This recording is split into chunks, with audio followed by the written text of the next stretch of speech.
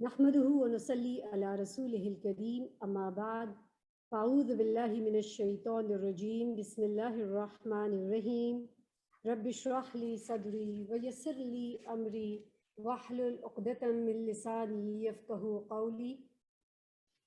ہم نے لاسٹ والے لیسن میں یہاں تک کیا تھا کہ رسول صلی اللہ علیہ وسلم کے ساتھ مشرکین کا رویہ، آج ہم انشاءاللہ یہیں سے شروع کریں گے تاکہ وہ پچھلا والا تھوڑا سا کنیکٹ ہو گیا۔ رسول صلی اللہ علیہ وسلم کے ساتھ مشرکین کا رویہ، جہاں تک رسول صلی اللہ علیہ وسلم کا تعلق ہے تو اللہ تعالیٰ نے آپ کو ایسا روب اور شرف اور وقار دے رکھا تھا کہ لوگ زیادتی کی جرت نہ کر سکتے تھے۔ یعنی اللہ کے رسول صلی اللہ علیہ وسلم جہاں ایک ایمان اور ایک نبوت کے لیے بلا رہے تھے یا ایک اللہ کی طرف بلا رہے تھے، رسول صلی اللہ علیہ وسلم کی اپنی بھی پرسنالٹی کے بہت زیادہ ایک اسٹرانگ کوالٹیز تھی جس کی وجہ سے لوگ آپ سے متاثر ہوتے تھے، اور اسی لیے آپ صلی اللہ علیہ وسلم کے اخلاق کی وجہ سے آپ صلی اللہ علیہ وسلم کو صادق اور امین کہا جاتا تھا۔ آپ صلی اللہ علیہ وسلم ہی صرف ایسے تھے کہ جو مکہ میں یا طواف کرتے تھے اور کھلم کھلا عبادت کرتے تھے، اس کے علاوہ جو لوگ ایمان لے کر آتے تھے ان میں سے کسی کی ہمت نہیں تھی کہ وہ جا کے کعبہ میں اس طریقے سے اوپنلی جا کر عبادت کریں۔ اوپر سے ابو طالب کی حفاظت بھی تھی، وہ قریش کے ایک عظیم سردار تھے جن کی بات مانی جاتی تھی اور ان کی ذمہ داری کا احترام کیا جاتا تھا، اسی توڑنے کی جرت نہیں کی جاتی تھی۔ عبد مناف کی چوٹی کے انسان تھے قریش بلکہ سارے عرب اس کے خاندان اور عزت اور احترام کی نظر سے دیکھتا تھا، اور یہ بات ہم پہلے بھی کر چکے ہیں جب ہم نے رسول صلی اللہ علیہ وسلم کا نسب نامہ کیا تھا کہ آپ صلی اللہ علیہ وسلم کو جو نسب عطا فرمایا گیا تھا وہ سب سے پاک اور بہترین نسب تھا، بہترین جو خاندان تھا جس میں سے آپ صلی اللہ علیہ وسلم کو چنا گیا تھا، ٹھیک ہے۔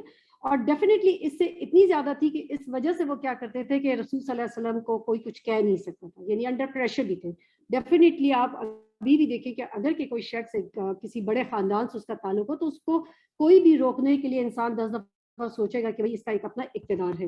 اس لیے آپ کے تعلق سے مشرکین مجبور تھے کہ ایک پرامن قدم اٹھائے، یعنی جو بھی انہوں نے اگر کوئی خلاف کرنا بھی تھا تو اس کے لیے وہ اس چیز کے لیے باؤنڈ تھے کہ وہ بسائڈ دیٹ کہ رسول صلی اللہ علیہ وسلم کی جو بھی نبوت تھی اور آپ صلی اللہ علیہ وسلم کا جو حق کا پیغام تھا، توحید کا پیغام کی طرف جو بلاتے تھے، اس کے باوجود جو ہے وہ رسول صلی اللہ علیہ وسلم کے خلاف قدم نہیں اٹھا سکتے تھے۔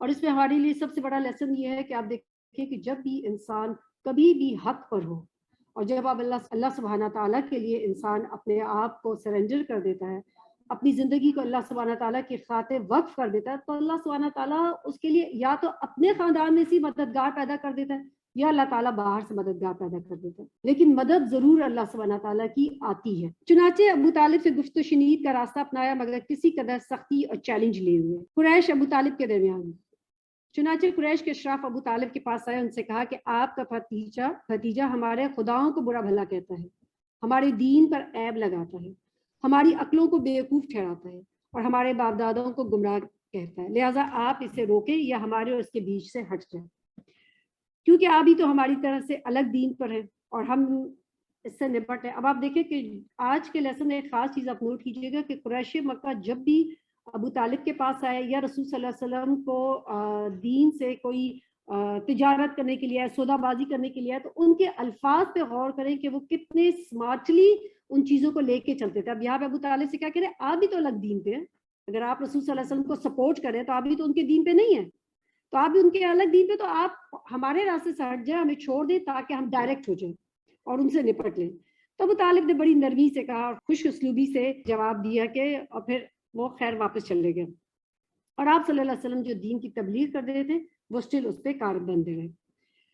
مگر جب قریش نے دیکھا کہ نبی صلی اللہ علیہ وسلم اپنے کام اور اپنی تبلیغ میں لگے ہوئے تو وہ دیر تک صبر نہ کر سکے اور ان کے بھائی بڑی چہمگوئیاں کی کہ شکوے کیے، پھر ابو طالب کے پاس جا کر بولے، ابو طالب آپ ہم میں عمر دراز ہیں اور شرف و منزلت رکھتے ہیں، ہم نے آپ سے عرض کی تھی کہ اپنے بھتیجے کو منع کریں مگر آپ نے منع نہیں کیا، تو اگر کہ آپ جو ہے ان کو منع نہیں کریں گے تو ہم صبر نہیں کر سکتے کیونکہ یہ ہمارے باپ دادوں کو برا بھلا کہتا ہے۔ اب آپ دیکھیں کہ اس میں کہ آج بھی اگر آپ کو یہ عکس نظر آئے گا کہ لوگوں کو اگر آپ کسی رسول یا کسی کی بات ہو لیکن باپ دادا کی جب بات آ جائے تو لوگ ایک دم سے بھڑک جاتے ہیں، ہماری عقلوں کو بیوقوف قرار دیا جائے اور ہماری معبودوں پر عیب لگایا جائے، لہٰذا آپ یا تو انہیں منع کریں یا پھر آپ کے اور ہمارے دونوں کے مقابلے میں اتر پڑیں گے، اور اس وقت تک نہیں ٹلیں گے جب تک کہ ایک فریق کا خاتمہ نہ ہو جائے۔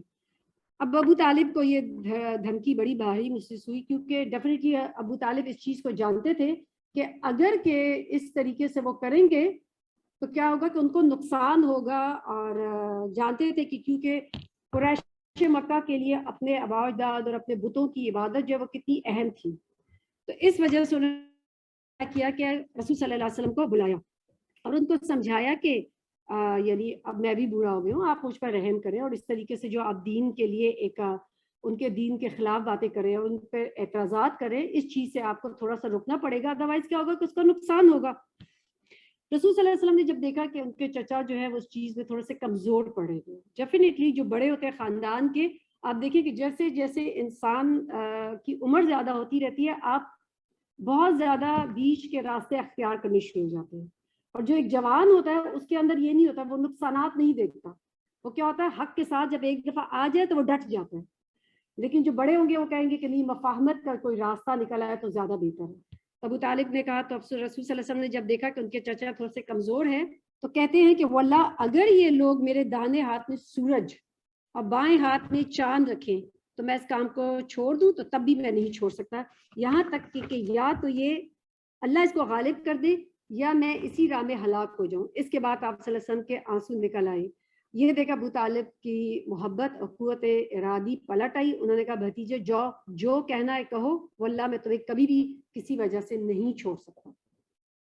اور یہ اللہ سبحانہ تعالیٰ کی کیا حکمت ہے کہ ساری زندگی ابو طالب نے رسول صلی اللہ علیہ وسلم کا ساتھ دیا، آپ کی حفاظت کی، آپ کی تائید کی، لیکن دین نہیں ایکسپٹ کیا۔ اور سب سے زیادہ رسول صلی اللہ علیہ وسلم ان کے لیے جو ہوتا ہے نا حریص ہوتے تھے کہ کسی طریقے سے وہ اسلام قبول کر لیں۔ قریش نے دیکھا کہ ان کی دھمکی کارگر نہیں، تو کیونکہ رسول صلی اللہ علیہ وسلم اپنے کام کیے جا رہے ہیں، ابو طالب کی ان کی مدد پر ڈٹے ہوئے ہیں، جس کا مطلب یہ تھا کہ ان کو اپنے بھتیجے کی مدد کے بدلے قریش کی عداوت و جدائی منظور ہے اور وہ لڑنے بھڑنے کے لیے تیار ہیں۔ اس لیے قریش کو ذرا ٹھہر کر سوچنا پڑا اور دیکھ تک مشورہ کرتے رہے کہ کوئی غریب، کوئی ایسی ڈفرینٹ عجیب و غریب تجویز نکال آئے کہ جس کی وجہ سے کسی طرح رسول صلی اللہ علیہ وسلم کو روکا جائے۔ اب آپ دیکھیں ساری آج کے لیسن میں کوشش کی ہوگی کسی طریقے سے اللہ کے رسول صلی اللہ علیہ وسلم کو دین پھیلانے سے اور ایک اللہ کی طرف بلانے سے اور بتوں کی مخالفت کرنے سے روکا جائے۔ اب انہوں نے ایک نئی تجویز لے کر آئے اور انہوں نے کیا کہا کہ جو ان کا ایک عمارہ بن ولید تھا، قریش کا ایک شخص تھا، کہتے ہیں ولید بن مغیرہ کا بیٹا تھا، نہایت خوبصورت جوان، تو وہ ابو طالب کے پاس ہے کہ ایسا کرتے ہیں کہ ابو طالب آپ اس نوجوان کو لے لیجیے، کیونکہ ان کے اندر تو یہ تھا نا کہ کسی کو اگر آپ منہ بڑا بیٹا کہہ دیتے ہیں تو وہ آپ کا منہ بیٹا بن جائے گا، وہ پریکٹیکلی وہ بیٹا بن جاتا تھا اور وہ جائیداد میں وراثت میں حصے دار بن جاتا تھا۔ تو کہ انہوں نے کہا کہ بھئی آپ ایسا کریں کہ اس کو لے لیں اور اس کو اپنا بیٹا بنا لیں اور اپنا آپ اس کی مدد بھی کیجیے اور دیت بھی لیجیے، اور ہم اس کے بدلے میں آپ کا بھتیجا جو ہے لے لیتے ہیں، یعنی اپنے بھتیجے کو ہمیں دے دیں اور یہ لڑکا اس کے عوض لے لیں، جو آپ کے دین اور آپ کے باپ دادا کے دین کا بھی مخالف ہے۔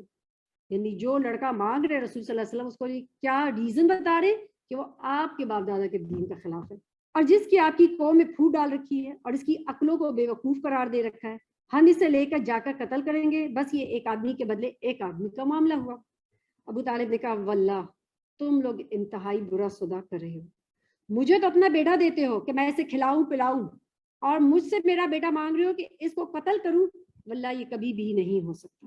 اب آپ دیکھیں کہ کس طریقے سے ان کی سمارٹنس، کہ وہ کیا کر رہے ہیں کہ رسول صلی اللہ علیہ وسلم کو کیوں اس لیے مانگا جا رہا ہے تاکہ وہ رسول صلی اللہ علیہ وسلم کا قتل کر دیں، اور ان کے جو رسول صلی اللہ علیہ وسلم کو تو قتل کر دیں اور اپنے بیٹے کو، کیونکہ ولید بن مغیرہ جو تھا 12 بیٹے تھے کہ 10 بیٹے تھے، اور اس کو اپنے بیٹوں کے اوپر اور اپنے جو ہے مال کے اوپر بہت زیادہ تکبر تھا، تو اس وجہ سے وہ کیا کہتا تھا کہ آپ جو ہے میرا بیٹا دے دو، یعنی اسمارٹنس ان کی دیکھیں رسول صلی اللہ علیہ وسلم پر کس طریقے سے پھر، اور ہم نے ویسے بھی اگر آپ کو یاد ہے اور کچھ تو اسکول کا زمانہ تو یاد ہے کہ کس طریقے سے ہم نے پڑھا کہ رسول صلی اللہ علیہ وسلم پر دست درازی کی جاتی تھی، آپ صلی اللہ علیہ وسلم کو تنگ کیا جاتا تھا، آپ کا مذاق اڑایا جاتا تھا، تانے دیے جاتے تھے، آپ صلی اللہ علیہ وسلم کو جسمانی تشدد کیا جاتا تھا۔ طائف کا واقعہ آگے ہم پڑھیں گے کس طریقے سے رسول صلی اللہ علیہ وسلم پر پتھر برسائے گئے تھے، آپ صلی اللہ علیہ وسلم لہو لہان ہو گئے تھے، اور آپ صلی اللہ علیہ وسلم نے کہا تھا کہ وہ میری زندگی کا سب سے سخت دن تھا۔ پھر اسی طریقے سے کس طریقے سے رسول صلی اللہ علیہ وسلم نماز پڑھتے تھے اور پھر ان کے اوپر کس طریقے سے ان کو اذیت دی جاتی تھی۔ جب بھی کوئی شخص دین میں داخل ہوگا اور جب وہ ارادہ کر لے گا کہ اب میں اللہ سبحانہ تعالیٰ کے بتائے ہوئے ایک راستے پہ چلوں گا، اس پہ مشکلات آتی ہیں، اور ہمارے سامنے تاریخ بھری ہوئی ہے. چاہے یہاں پہ آپ صلی اللہ علیہ وسلم کی مثال دیکھ لیں، چاہے اس سے پہلے باقی جتنے بھی پیغمبر تھے ان کو دیکھ لیں، کس طریقے سے ان کو اپنا گھر بار چھوڑ کے نکلنا پڑا. چاہے ہم حضرت آسیہ علیہ السلام کے بارے میں دیکھیں کہ کس طریقے سے شہزادی تھی، لیکن جب ان کے اندر ایمان آ گیا تو ہر چیز پیچھے ہوگی.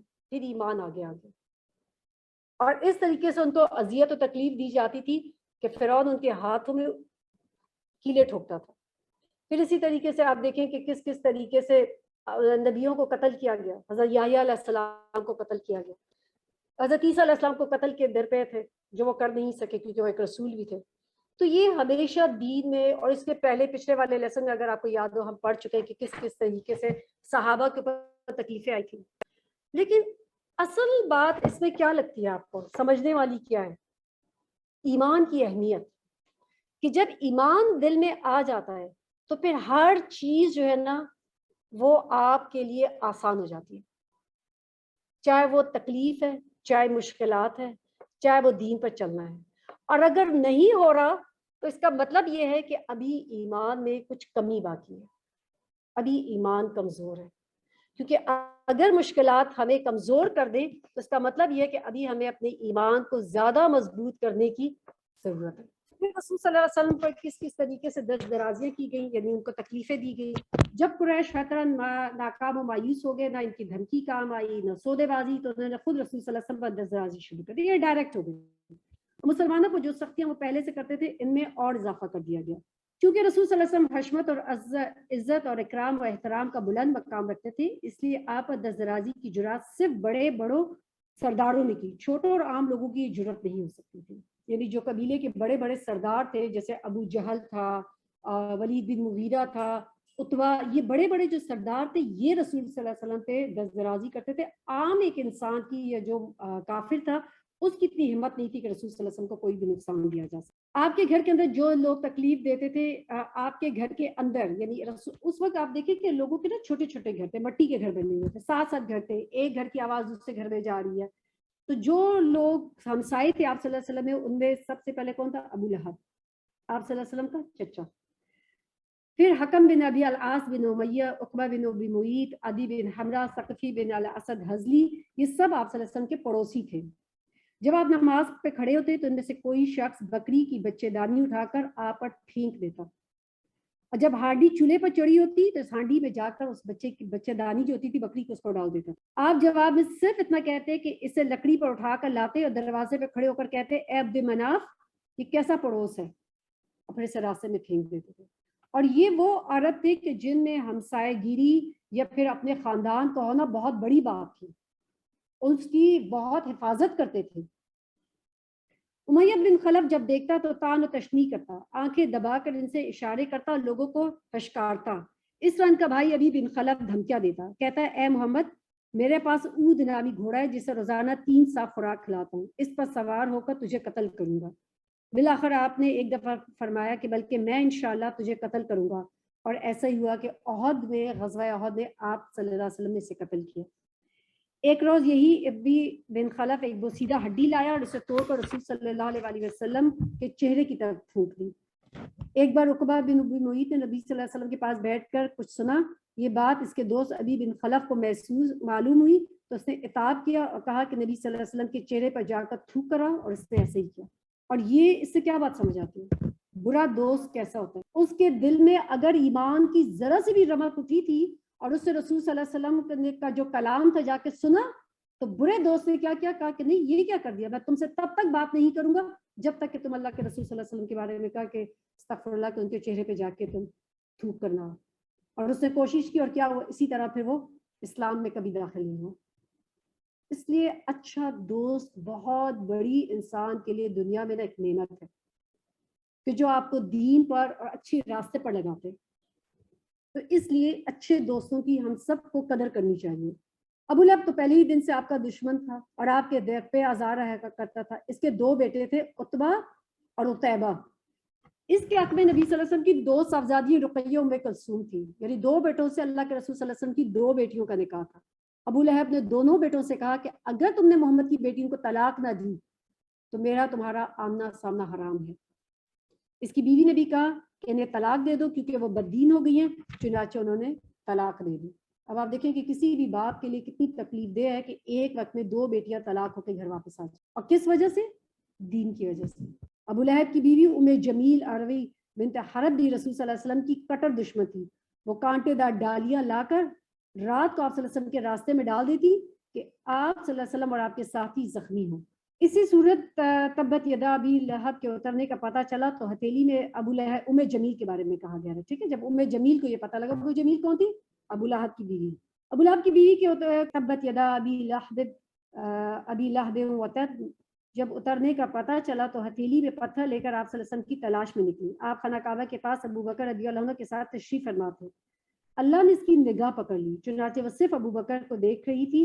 کہنے لگی تمہارا ساتھی کہاں گیا؟ مجھے معلوم ہوا ہے کہ وہ میری ہجوب کرتا ہے، یعنی میری انسلٹ کرتا ہے۔ واللہ اگر میں اسے پا جاؤں گی تو یہی پتھر اس کے منہ پر دے ماروں گی۔ سن لو میں بھی شاعرہ ہوں۔ اس کے بعد یہ کہہ کر چلی گئی، میں نے مزمم کی نافرمانی کی اور اس کی بات سے انکار کیا اور اس کے دین کو نفرت سے چھوڑ دیا۔ ابو بکر رضی اللہ عنہ نے کہا یا رسول اللہ، کیا آپ نے اس کو نہیں دیکھا؟ آپ ساتھ ہی بیٹھے ہوئے۔ تو آپ صلی اللہ علیہ وسلم نے فرمایا کہ یعنی اس کو آپ کیوں نہیں نظر، وہ آپ کو کیوں نہیں دیکھ سکی؟ تو آپ صلی اللہ علیہ وسلم نے فرمایا نہیں، اس نے مجھے نہیں دیکھا کیونکہ اللہ نے اس کی نگاہ پکڑ لی۔ قریش نے نبی صلی اللہ علیہ وسلم کو گالی دینے، برا بھلا کہنے کا ایک یہ طریقہ بھی نکال رکھا تھا کہ آپ کو محمد کی بجائے مزمم کہتے تھے۔ مزمم کا مطلب کیا؟ جس کی مذمت کی جائے، یعنی بالکل اس کا اپوزٹ میننگ ہے۔ لیکن محمد کا مطلب کیا ہوتا ہے؟ جس کی بہت زیادہ تعریف کی جائے۔ مذمم جس کی جو ہے بہت برائی کی گئی ہو۔ لیکن اللہ نے اسے آپ صلی اللہ علیہ وسلم یوں پھیر دیا کہ وہ مزمم نامی آدمی کو گالی دیتے تھے، جبکہ آپ کا نام محمد، سب سے زیادہ پاپولر نام دنیا میں کون سا؟ محمد۔ اخنس بن شریک ثقفی بھی نبی صلی اللہ علیہ وسلم پر زیادتیاں کرتا تھا، اور ابو جہل کا تو کہنا یہ تھا کہ اس نے اللہ کی راہ سے روکنے کا بیڑا اٹھا رکھا ہے۔ وہ نبی صلی اللہ علیہ وسلم کو اپنی باتوں سے اذیت پہنچاتا، نماز سے روکتا اور اپنی حرکتوں پر فخر اور تکبر کرتا۔ ایک روز نبی صلی اللہ علیہ وسلم کو نماز پڑھتے ہوئے دیکھ لیا تو سختی پر اتر آیا اور دھمکیاں دینے لگا۔ بلاخر آپ نے اسے ڈانٹ دیا اور گلے کے پاس سے کپڑا پکڑ کر جھنجھوڑتے ہوئے فرمایا اولا لک فاولا ثم اولا لک فاولا، تیری لیے خرابی ہے، خرابی در خرابی ہے۔ اس سے کہا مجھے تم محمد صلی اللہ علیہ وسلم سے کہا کہ مجھے تم دھمکیاں دے رہے ہو؟ واللہ تم اور تمہارا رب میرا کچھ نہیں بگاڑ سکتے، میں اس وادی کا سب سے طاقتور آدمی ہوں۔ کون سی وادی؟ مکہ۔ ایک روز اس نے اپنے ساتھیوں سے کہا مجھے محمد تمہارے سامنے اپنا چہرہ مٹی میں رکھتا ہے۔ انہوں نے کہا ہاں۔ اس سے کہا لات اور عزا کی قسم، اگر میں نے اسے دیکھ لیا تو میں اس کی گردن رون دوں گا اور اس کا چہرہ مٹی پر رگڑ دوں گا۔ یہ کب تھے؟ وہ جب رکھتے تھے اپنا چہرہ مٹی میں، سجدے میں۔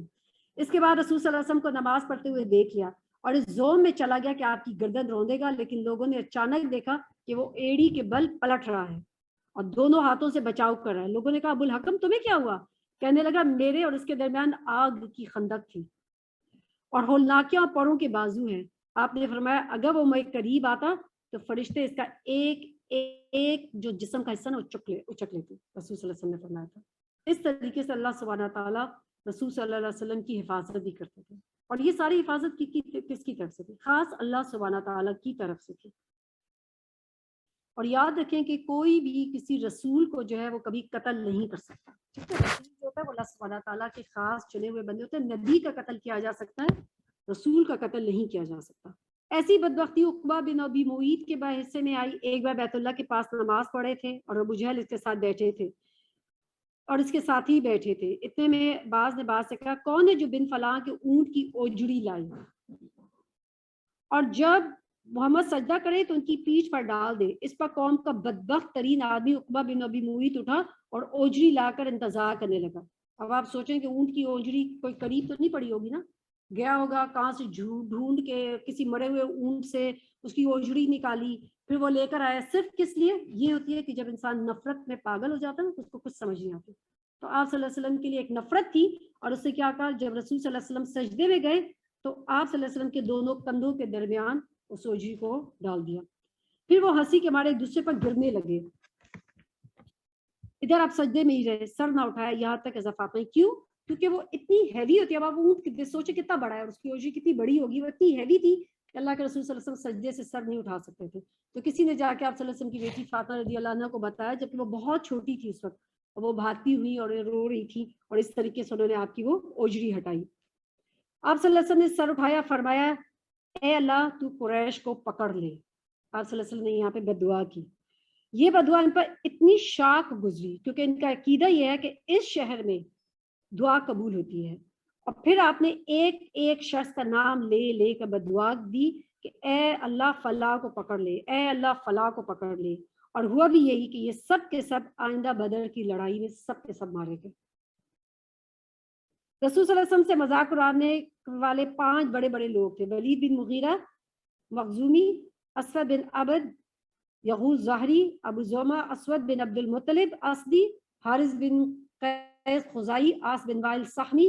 ان کے بارے میں اللہ تعالیٰ نے رسول صلی اللہ علیہ وسلم کو بتایا کہ ان کے شر سے بچاؤ کے لیے تنہا اللہ تعالیٰ آپ کو کفایت کرے گا.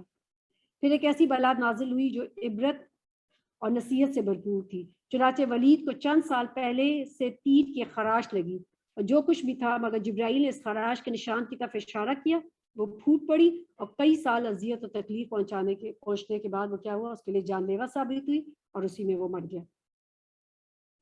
جو بھی کسی بھی اللہ تعالیٰ کے بندے یا اللہ تعالیٰ کے داعی اللہ کے خلاف کوئی بھی نفرت رکھتا ہے یا اس کے خلاف بغض رکھتا ہے, کسی بھی اللہ سبحانہ تعالیٰ کے جو پسندیدہ لوگ ہیں, تو اس کو اس چیز سے ڈرنا چاہیے کہ کیونکہ وہ اللہ تعالیٰ کتاب کا جو ہے حقدار نہ ہو جائے. کیونکہ یہ جتنے بھی لوگ ہوتے ہیں یہ کون ہوتے ہیں, اللہ تعالیٰ کے خاص چنے ہوئے لوگ ہیں. اس لیے ہم میں سے ہم سب کو کبھی بھی ان کے بارے میں کوئی بھی بات کرتے ہوئے سوچنا چاہیے, ڈرنا چاہیے. ہمیں نہیں پتا ان کا اور اللہ تعالیٰ کا آپس میں کیا معاملہ ہے. ہو سکتا ہے وہ اللہ تعالیٰ کے بہت پسندیدہ لوگ ہوں. اور اس میں ایک اور بھی یہ چیز ہے کہ جب بھی کوئی بھی تکلیف آتی ہے, یاد رکھیں کہ وہ انسان کو مضبوط کرتی ہے. اگر کہ یہ سب تمام تکلیفیں جو ہم ابھی پڑھ رہے ہیں, اگر یہ سب چیزیں نہ ہوتی تو کیا صحابہ کے اندر وہ طاقت تھی, چاہے وہ غزوہ بدر ہی تھی, کیا وہ جا کے لڑ سکتے تھے؟ اگر یہ آزمائشیں انسان کو ہمیشہ یاد رکھیں وہ کیا کرتی ہے, مضبوط کرتی ہیں. کیونکہ جب تک آزمائش نہ آئے انسان اس لیول پہ نہیں پہنچ سکتا کہ جو انسان اللہ سبحانہ تعالیٰ کے دین کے لیے کام کر سکے. اور کبھی کبھار ایسا بھی ہوتا ہے کہ انسان کے لیے آزمائشیں آنا درجات کی بلندی کا ذریعہ بنتی ہے. جیسے کچھ لوگ ایسے ہوتے ہیں کہ جن کا اللہ تعالیٰ کے پاس ایک مقام ہوتا ہے اور وہ اپنے عمل کی وجہ سے اس مقام تک نہیں پہنچ سکتے, تو پھر اللہ تعالیٰ کیا کرتے ہیں, ان کو آزمائشوں میں ڈال دیتے ہیں. جب آزمائشیں آتی ہیں تو وہ اس پہ صبر کرتے ہیں تو اللہ تعالیٰ ان کے درجات کو بلند کر دیتے ہیں. حضرت ابو ہریرہ رضی اللہ عنہ سے روایت ہے کہ رسول صلی اللہ علیہ وسلم نے فرمایا, آدمی کا اللہ کے پاس ایک مقام ہوتا ہے جسے وہ اپنے عمل سے نہیں پہنچ پا سکتا, چنانچہ اللہ تعالیٰ اس سے آزمائش میں مبتلا کرتے ہیں جسے وہ ناپسند کرتا ہے. آزمائش کسی کو پسند ہے؟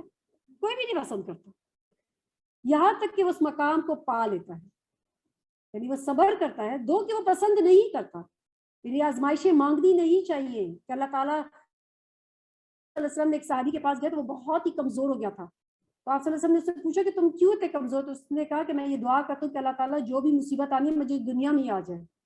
تو آپ نے کہا تم اس کی طاقت نہیں رکھ سکتے, تو اس لیے مانگنی نہیں چاہیے, لیکن اگر آ جائے تو پھر کیا کرنا ہے, اللہ سے ہی مدد مانگتی ہے اور اس پہ صبر کرنا ہے. محمود بن لبید رضی اللہ عنہ سے روایت ہے کہ نبی کریم صلی اللہ علیہ وسلم نے فرمایا کہ اللہ تعالیٰ جب کسی قوم سے محبت کرتا ہے تو انہیں آزمائش میں مبتلا کرتا ہے, پھر وہ شخص صبر کرتا ہے تو صبر ملتا ہے, اور جو شکایتیں کرتا ہے, جزا فضا کرتا ہے, تو اس کو کیا ملتا ہے, وہی ملتا ہے. کیا ہماری تکلیف پہ, مشکلات پہ جو ہے جزا فضا اور کمپلینس اور لوگوں کے سامنے سارا وقت اپنا رونا رونے سے کیا تکلیف ہٹ جائے گی؟ کچھ نہیں ہٹتی. اینڈ کیا ہوتا ہے, لوگ آپ سے بچنے شروع ہو جاتے ہیں, لوگ آپ سے دور رہنے لگتے ہیں. کیوں؟ کیونکہ ان کو ہوتا کیا ہے, پھر ساتھ بیٹھیں گے سارے وقت ان کے ایک ہی رونے ہوتے ہیں, تو اس لیے بہتر ان کے ساتھ نہ بیٹھے. تو اس لیے ہر ایک انسان تکلیف میں, چاہے وہ ایک انسان پہ انڈیویجولو آئی ہے, چاہے کہ پورے گھر والوں پہ آئی ہے, چاہے کہ ایک پوری قوم پہ آئی ہے, انسان سوچے کہ میرا اس نے کہاں ایسا گناہ ہے یا کون سی ایسی رسپانسبلٹی یا ذمہ داری ہے جس کو میں اس میں پورا کر سکتا ہوں. ہم سب اپنے اپنے طور پہ کسی نہ کسی طریقے سے ذمہ داری اپنا اٹھائیں تو انشاءاللہ اللہ سبحانہ تعالیٰ آسانیاں بھی کر دیتا ہے. نبی صلی اللہ علیہ وسلم سے محبت کرنے والوں کی طرف آزمائشوں کا آنا, کرتے ہیں نبی صلی اللہ علیہ وسلم سے محبت؟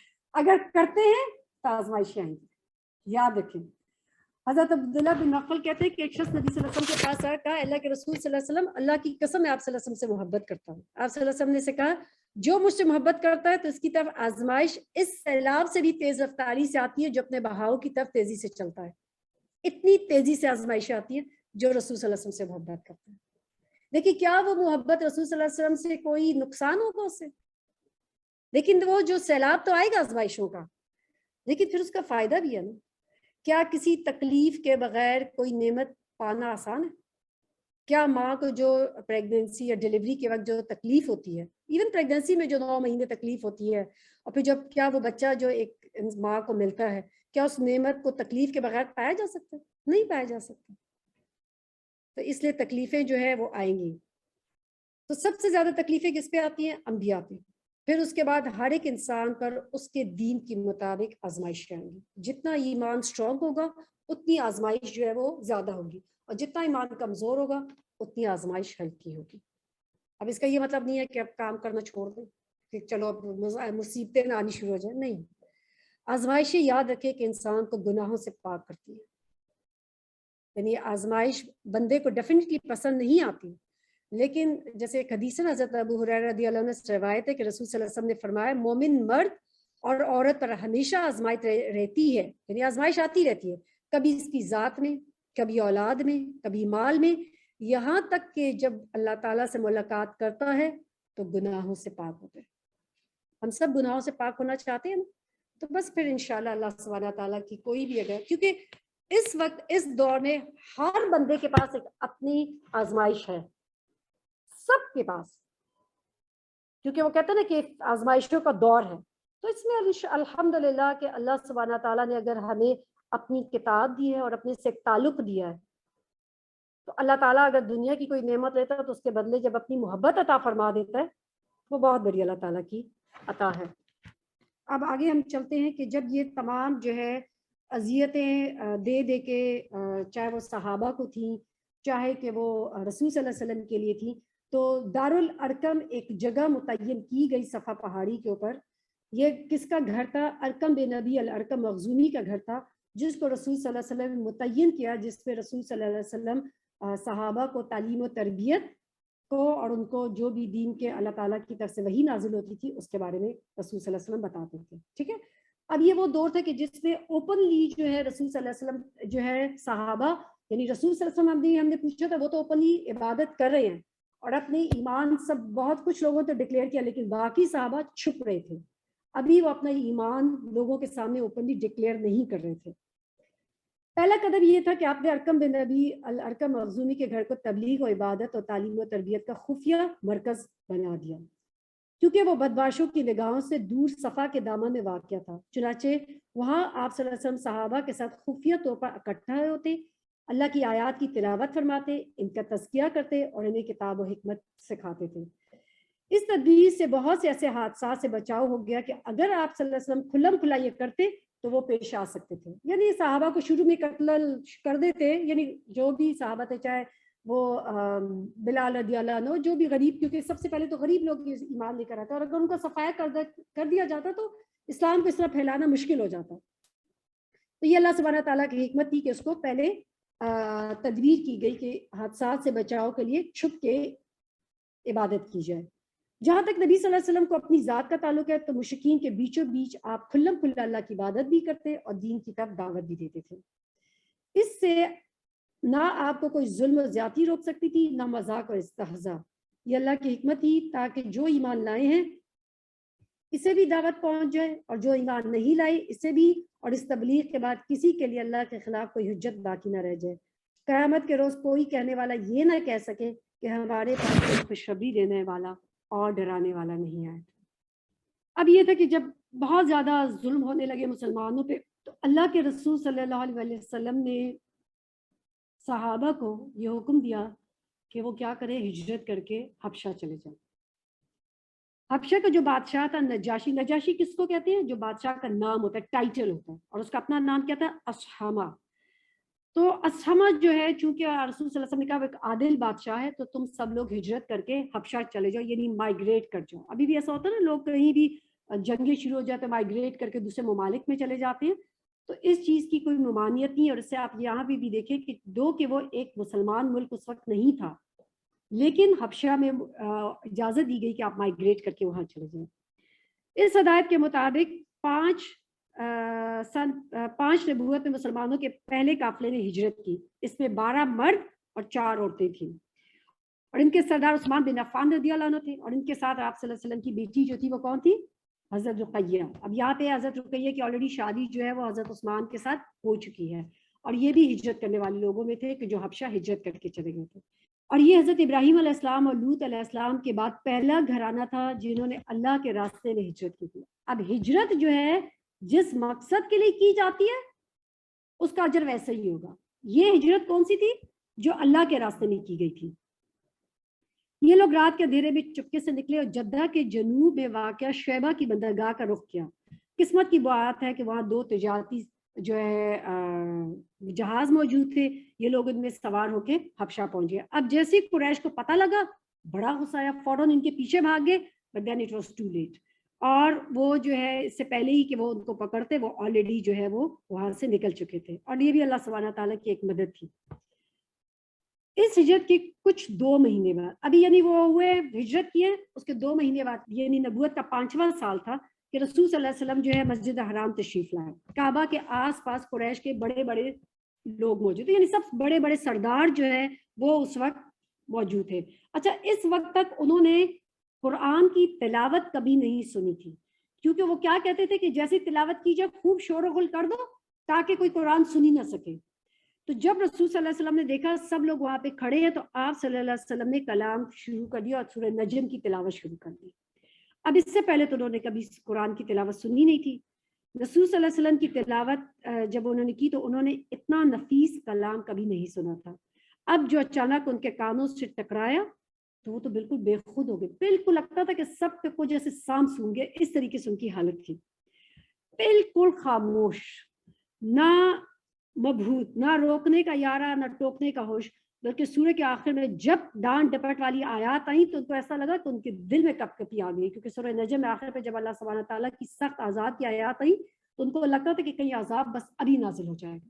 اور جیسی رسول صلی اللہ علیہ وسلم اس آیت پہ پہنچے فسجدوا للہ وعبدوا، کہ سجدے میں جب رسول صلی اللہ علیہ وسلم گئے تو تمام کافر مسلمان سب سجدے میں چلے گئے. یعنی اس وقت انہوں نے اس چیز کو احساس ہی کسی کو نہیں سب ہوا کہ میں کون ہوں، اور سب نے سجدہ کر لیا. اور امام بخاری نے ابن مسعود رضی اللہ عنہ سے روایت کی نبی صلی اللہ علیہ وسلم نے سورہ نجم پڑھی پھر سجدہ کیا تو قوم کا کوئی فرد نہ بچا جس نے سجدہ نہ کیا ہو سوائے ایک آدمی کے. یہ کون آدمی تھا؟ امیہ بن خلف. اس نے کیا کیا کہ نیچے سے مٹھی بھر کنکڑیاں اٹھائی اور اپنے چہرے تک لے گیا. کہتا ہے میرے لیے یہی کافی ہے، یعنی میں سجدہ نہیں کروں گا. اور کہتا ہے کہ میں نے دیکھا کہ یہ شخص جو ہے بدر میں مارا گیا اور کفر کی حالت میں مارا. جب اس سے اللہ کے لیے سجدہ کرنا پسند نہیں کیا تو اللہ نے بھی اس کو ایمان کی طاقت سے نہیں نوازا. اب ہوا یہ کہ یہی خبر کہ سجدہ کیا ہے سب لوگوں نے. اب کیا ہوا کہ رومر پھیل گئی کہ سب لوگ قریش انہوں نے اسلام قبول کر لیا مکہ میں. تو جب یہ کیونکہ اس وقت تو ٹیلی فون ہوتی نہیں تھی تو وہ خبریں پہنچتی ایک سے دوسری تو وہ چینج ہو جاتی ہے. اب آپ دیکھیں منہ سے جب آپ خبر دیں تو وہ خبر جب آخری تک پہنچتی ہے وہ چینج ہو چکی ہوتی ہے. تو جب وہ پہنچے تو ان کو لگا کہ اچھا سب لوگ اسلام، تو وہ تو خوشی خوشی سب نے سامان باندھا اور واپس مکہ. اب اپنے گھر اور اپنے وہ شہر کی جو محبت ہوتی ہے نا وہ ہمیشہ انسان کے اندر رہتی ہے. چاہے آپ دنیا کی کسی جگہ سے بھی آئے ہو نا تو آپ کو اپنے گھر کی جس جگہ، جیسے آپ کے والدین اگر پنجاب سے آئے ہوں گے یا جو NWFP سے آئیں گے تو ان کو اپنی جگہ کی ایک محبت جو ہوتی ہے وہ ہمیشہ کھینچتی ہے. تو ڈیفینیٹلی جب کہ وہ بہت کمفرٹیبل تھے، جب ان کو پتہ لگا کہ اسلام پھیل گیا تو انہوں نے کہا بس اب تو ہمارے یہاں رکنے کا کوئی جواز ہی نہیں بنتا. تو سامان باندھا اور سب لوگ جو ہیں وہ واپس مکہ کی طرف آئے. جب ایک دن کا فاصلہ رہ گیا تو ان کو پتہ لگا کہ یہ تو ایک جھوٹی خبر تھی. تو اب کیا ہوا کہ کچھ لوگ تو پھر حبشہ واپس چلے گئے، لیکن کچھ لوگوں نے کیا کیا کہ اپنے لوگوں کو بھیجا اور کسی نہ کسی کی پناہ لے لی. پناہ لینے کا مطلب یہ ہوتا ہے کوئی کسی سردار کے کسی شخص کی پناہ لے لے اور کہہ دے کہ میں نے اس کو پناہ دی ہے تو پھر کوئی دوسرا اس کو کوئی بھی نقصان نہیں دے سکتا تھا. تو وہ کچھ لوگ جو ہے وہ اس طریقے سے واپس آ گئے. پھر اس کے بعد جب اب تو مسلمانوں کے خلاف جو ہے قریش کی اور سختیاں بڑھ گئی اور انہوں نے کہا کہ اب تو مسلمانوں نے جو ہے کہ اب تو ان کو، کیونکہ اب کیا ہوا تھا کہ جو لوگ جنہوں نے سجدہ تو کر لیا تھا، اب اس چیز کو کہ جو انہوں نے سجدہ کر دیا اس چیز کو اوور کم کیسے کریں، کیونکہ جو وہاں موجود نہیں تھا وہ تو ان پہ آیا کہ تم لوگوں نے کیسے سجدہ کر لیا، اور اس کا مطلب ہے تم لوگوں نے اسلام قبول کر لیا. اب اس چیز کو اوور کم کرنے کے لیے وہ مسلمانوں پہ مزید زیادتیاں کرنے لگے، اور انہوں نے یہ ایکسکیوز بنایا کہ نہیں ہم نے تو نہیں کیا تھا، یہ جو سجدے کی بات ہوئی تھی تو یہ اللہ کی وابدو جو کہا گیا تھا نا یہ اللہ کی نہیں، انہوں نے لات عزا کے بارے میں کہا تھا رسول صلی اللہ علیہ وسلم نے، تو اس کو سجدہ کرو، تو ہم نے تو لات عزا کو سجدہ کیا. اور اب یہ ڈفرینٹ ایکسکیوز کسی طریقے سے ڈیفینیٹلی کہ لوگوں کو تو بہت زیادہ وہ کہتے ہیں نا کہ ان کی مخالفت شروع ہو گئی کہ تم لوگوں نے کس طریقے سے سجدہ کیا، تو اس کو اوور کم کرنے کے لیے انہوں نے کیا کیا کہ بہانے گھڑنے شروع کر دیے، اور اس میں یہ بھی تھا کہ بھائی ہم نے جو ہے وہ لات العزا کا سجدہ کیا تھا. پھر اس کے بعد مسلمانوں بھی نجاشی جو تھا وہ ایک بہت اچھا سردار تھا، تو رسول صلی اللہ علیہ وسلم نے صحابہ سے کہا کہ اب تم ایسا کرو کہ جو لوگوں نے دوبارہ ہجرت کر کے چلے جاؤ، ٹھیک ہے. اور آپ دیکھیے حکمت ہی اسی میں تھی، کیونکہ اسی طریقے سے وہ جو کہتے ہیں نا زندگی ایک مومن کی جو ہے وہ سب سے زیادہ اہم ہے، تو قتل و غارت شروع ہو جائے یا نقصانات زیادہ شروع ہو جائے تو اس سے بہتر کیا ہے کہ آپ ہجرت کر جائیں. اور اس وقت جو ہے جو ہجرت کیے تھے اس میں پہلے کتنے لوگ تھے، 12 اور 4 عورتیں تھیں، یہاں پہ 82 یا 83 مرد تھے اور صرف 18 عورتیں تھیں، یعنی اتنے بہت ساری تعداد میں لوگوں نے ہجرت کر کے وہ مکہ سے حبشہ چلے گئے. اب قریش تو پہلے سے بہت چوکنا تھے، بہت ڈر ڈر کے مسلمانوں نے چھپ چھپ کے کسی طریقے سے کوشش کر کے وہ نکل گئے تھے. قریش نے کہا کہ ہم اس طریقے سے تو ان کو نہیں چھوڑیں گے، اب کچھ تو کی ہی جائے. تو انہوں نے کیا کیا کہ اپنے 2 نمائندوں کو جو بہت ہی ہوشیار اور سیاسی طور پہ یعنی بہت جیسے ہوتے ہیں کچھ زبردست پالیٹیشنز ہوتے ہیں، تو زبردست پالیٹیشنز تھے کون تھے، عمر بن عاص اور عبداللہ بن ربیعہ، یہ دونوں بعد میں اسلام انہوں نے قبول کیا تھا، اور آپ کو پتا ہے کہ ان سے جو ہے احادیث میں ہیں. تو ان کو بھیجا تھا کہ جاؤ اور نجاشی کو جا کے بتاؤ اور کسی طریقے سے ان کو ورغلاؤ اور ان کو سب کو لے کر آؤ تاکہ ان کی پکڑ کریں، ان کو خوب سزا دیں. تو انہوں نے کیا کیا حبشہ پہنچ گئے، بہت سارے جو ہے گفٹس وغیرہ ساتھ لے کے گئے، اور اس سے پہلے کہ وہ نجاشی سے ملتے تو انہوں نے کیا کیا پہلے اس کے جو پادری تھے اور اس کی کیبنٹ تھی اس سے جا کے ملے، بہت سارے ان کو تحائف وغیرہ دیے اور ان کو بتایا کہ ان کے آمد کا مقصد بتایا، ان کو دلائل سے سمجھایا کہ دیکھو یہ کس کس طریقے سے بے دین ہو گئے ہیں اور گھروں میں پھوٹ ڈال دی ہے، اور ان کے والدین اور ان کے چچا اور ان کے بچے جو کتنے پریشان ہیں، اور پلیز تم ان لوگوں کو ہمیں واپس بھیجو تاکہ ہم ان لوگوں کو دوبارہ سے پرانے ان کے اصل دین پر لے کر آئے، جو بھی انہوں نے کہا. تو اس پر انہوں نے کیا کیا کہ پھر دوسرے دن نجاشی کو تم ہماری سفارش کرنا، کل جب ہم نجاشی کے دربار میں جائیں گے تو تم ہماری سفارش کرنا. اب نیکسٹ ڈے یہ نجاشی کے دربار میں آتے ہیں اور نجاشی کو بھی اسی طریقے سے بہت سارے گفٹس دیے جاتے ہیں. اور پھر اس کے بعد عمرو بن عاص جو تھے چونکہ وہ بہت ماہر تھے تو ان سے اس نے زبان کھولی، سے کہا بادشاہ سلامت، آپ کے ملک میں ہمارے کچھ ناسمجھ لوگ نوجوان بھاگ کر آ گئے، انہوں نے اپنی قوم کا دین چھوڑ دیا اور آپ کے دین بھی داخل نہیں ہوئے، کیونکہ اس وقت جو ویلڈ دین تھا وہ کون سا تھا، عیسائیت، ٹھیک ہے، کرسچینٹی.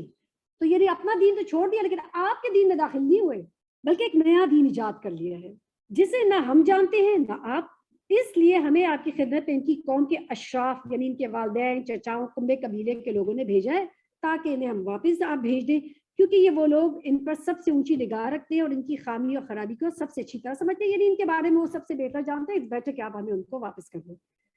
جب ان کے پاس یہ بات پہنچی تو پادریوں نے بھی منصوبے کے طور پہ کہا بالکل جی یہ بالکل صحیح کہا تھا، تائید کی عمرو بن عاص کی اور عبداللہ بن ربیعہ کی. لیکن نجاشی چونکہ ابھی ہم نے پیچھے پڑھا نا ایک عادل بادشاہ، تو اس سے کہا ٹھیک ہے ون سائڈ سٹوری سن کے تو میں فیصلہ نہیں کر سکتا جب تک کہ میں ان کو نہ بلا لوں اور ان سے پوچھوں کہ بھائی ان کو کیوں ایسا ان پہ الزام لگا ہے. تو اس نے کیا کیا کہ مسلمانوں کو بلایا جائے، بتاؤ، کہا کہ یہ جو تم دین جو تم نے ابھی شروع کر دیا جس کو ایکسیپٹ کیا قبول کیا وہ کیا دین ہے، اور جس کی وجہ سے تم اپنے قوم سے الگ ہو گئے، نہ میرے دین میں داخل ہوئے نہ ان کی ملت میں، اور یہ کوئی نیا دین تم لوگوں نے ایجاد کر لیا. تو اس کے جواب میں مسلمانوں کی طرف سے حضرت جعفر بن ابو طالب جو تھے اس میں شامل تھے اور انہوں نے بات شروع کی. یہ کون تھے؟ جعفر بن ابو طالب کے بیٹے. اب آپ سوچیں باپ اسلام نہیں لایا لیکن ابو طالب اسلام لائے کہ تو اسلام نہیں لایا، لیکن جعفر بن ابی طالب اسلام لا رہے ہیں، حضرت علی جو ہے اسلام لے کر آ رہے ہیں، سبحان اللہ. انہوں نے کہا کہ بادشاہ، اور یہ جو ان کا بیان ہے نا اٹس ویری ویری بیوٹیفل، اور یہ جو اسلام کی اصل تصویر ہے نا اگر رسول جو اگر آپ کو اس بیان میں نظر آئے گی، فرماتے ہیں کہ بادشاہ ہم جاہلیت والی قوم تھے بت پوجتے تھے، مردار کھاتے تھے، برائیاں کرتے تھے، قرابت داروں سے تعلق توڑتے تھے، پڑوسیوں سے بدسلوکی کرتے تھے، ہمارا طاقتور کمزور کو کھا رہا تھا۔ ہم اسی حالت میں تھے کہ اللہ نے ہمیں ایک رسول بھیجا۔ ہم اس کے اعلیٰ نسبی، سچائی، امانت اور پاکدامنی کو جانتے تھے۔ ایسا نہیں تھا کوئی نیا تھا، ہم پہلے سے اس کو صادق اور امین یہ لوگ کہتے تھے۔ اس نے ہمیں اللہ کی طرف بلایا کہ ہم اسے ایک مانیں اور اسی کی عبادت کریں، اور اس کے سوا جن پتھروں بتوں کو ہم اور ہمارے باپ دادا پوچھتے تھے انہیں چھوڑ دیں۔ اس نے ہمیں سچ بولنے، امانت ادا کرنے، قرابت جوڑنے، پڑوسی سے اچھا سلوک کرنے اور حرام و خونریزی سے باز رکھنے کا حکم دیا ہے، اور بے حیائی کے کاموں سے اور جھوٹ بولنے سے، یتیموں کا مال کھانے سے اور پاک دامن عورتوں پر جھوٹی تہمت لگانے سے منع کیا ہے۔ یعنی جو کرنے کے کام ہے نا وہ یہ سارے ہیں جو یہاں پہ حضرت جعفر رضی اللہ عنہ فرما رہے ہیں۔ اس نے ہمیں یہ بھی حکم دیا کہ ہم صرف ایک اللہ کی عبادت کریں، اس کے ساتھ کسی کو شریک نہ کریں۔ اس نے ہمیں نماز و زکوٰۃ اور روزے کا حکم دیا ہے۔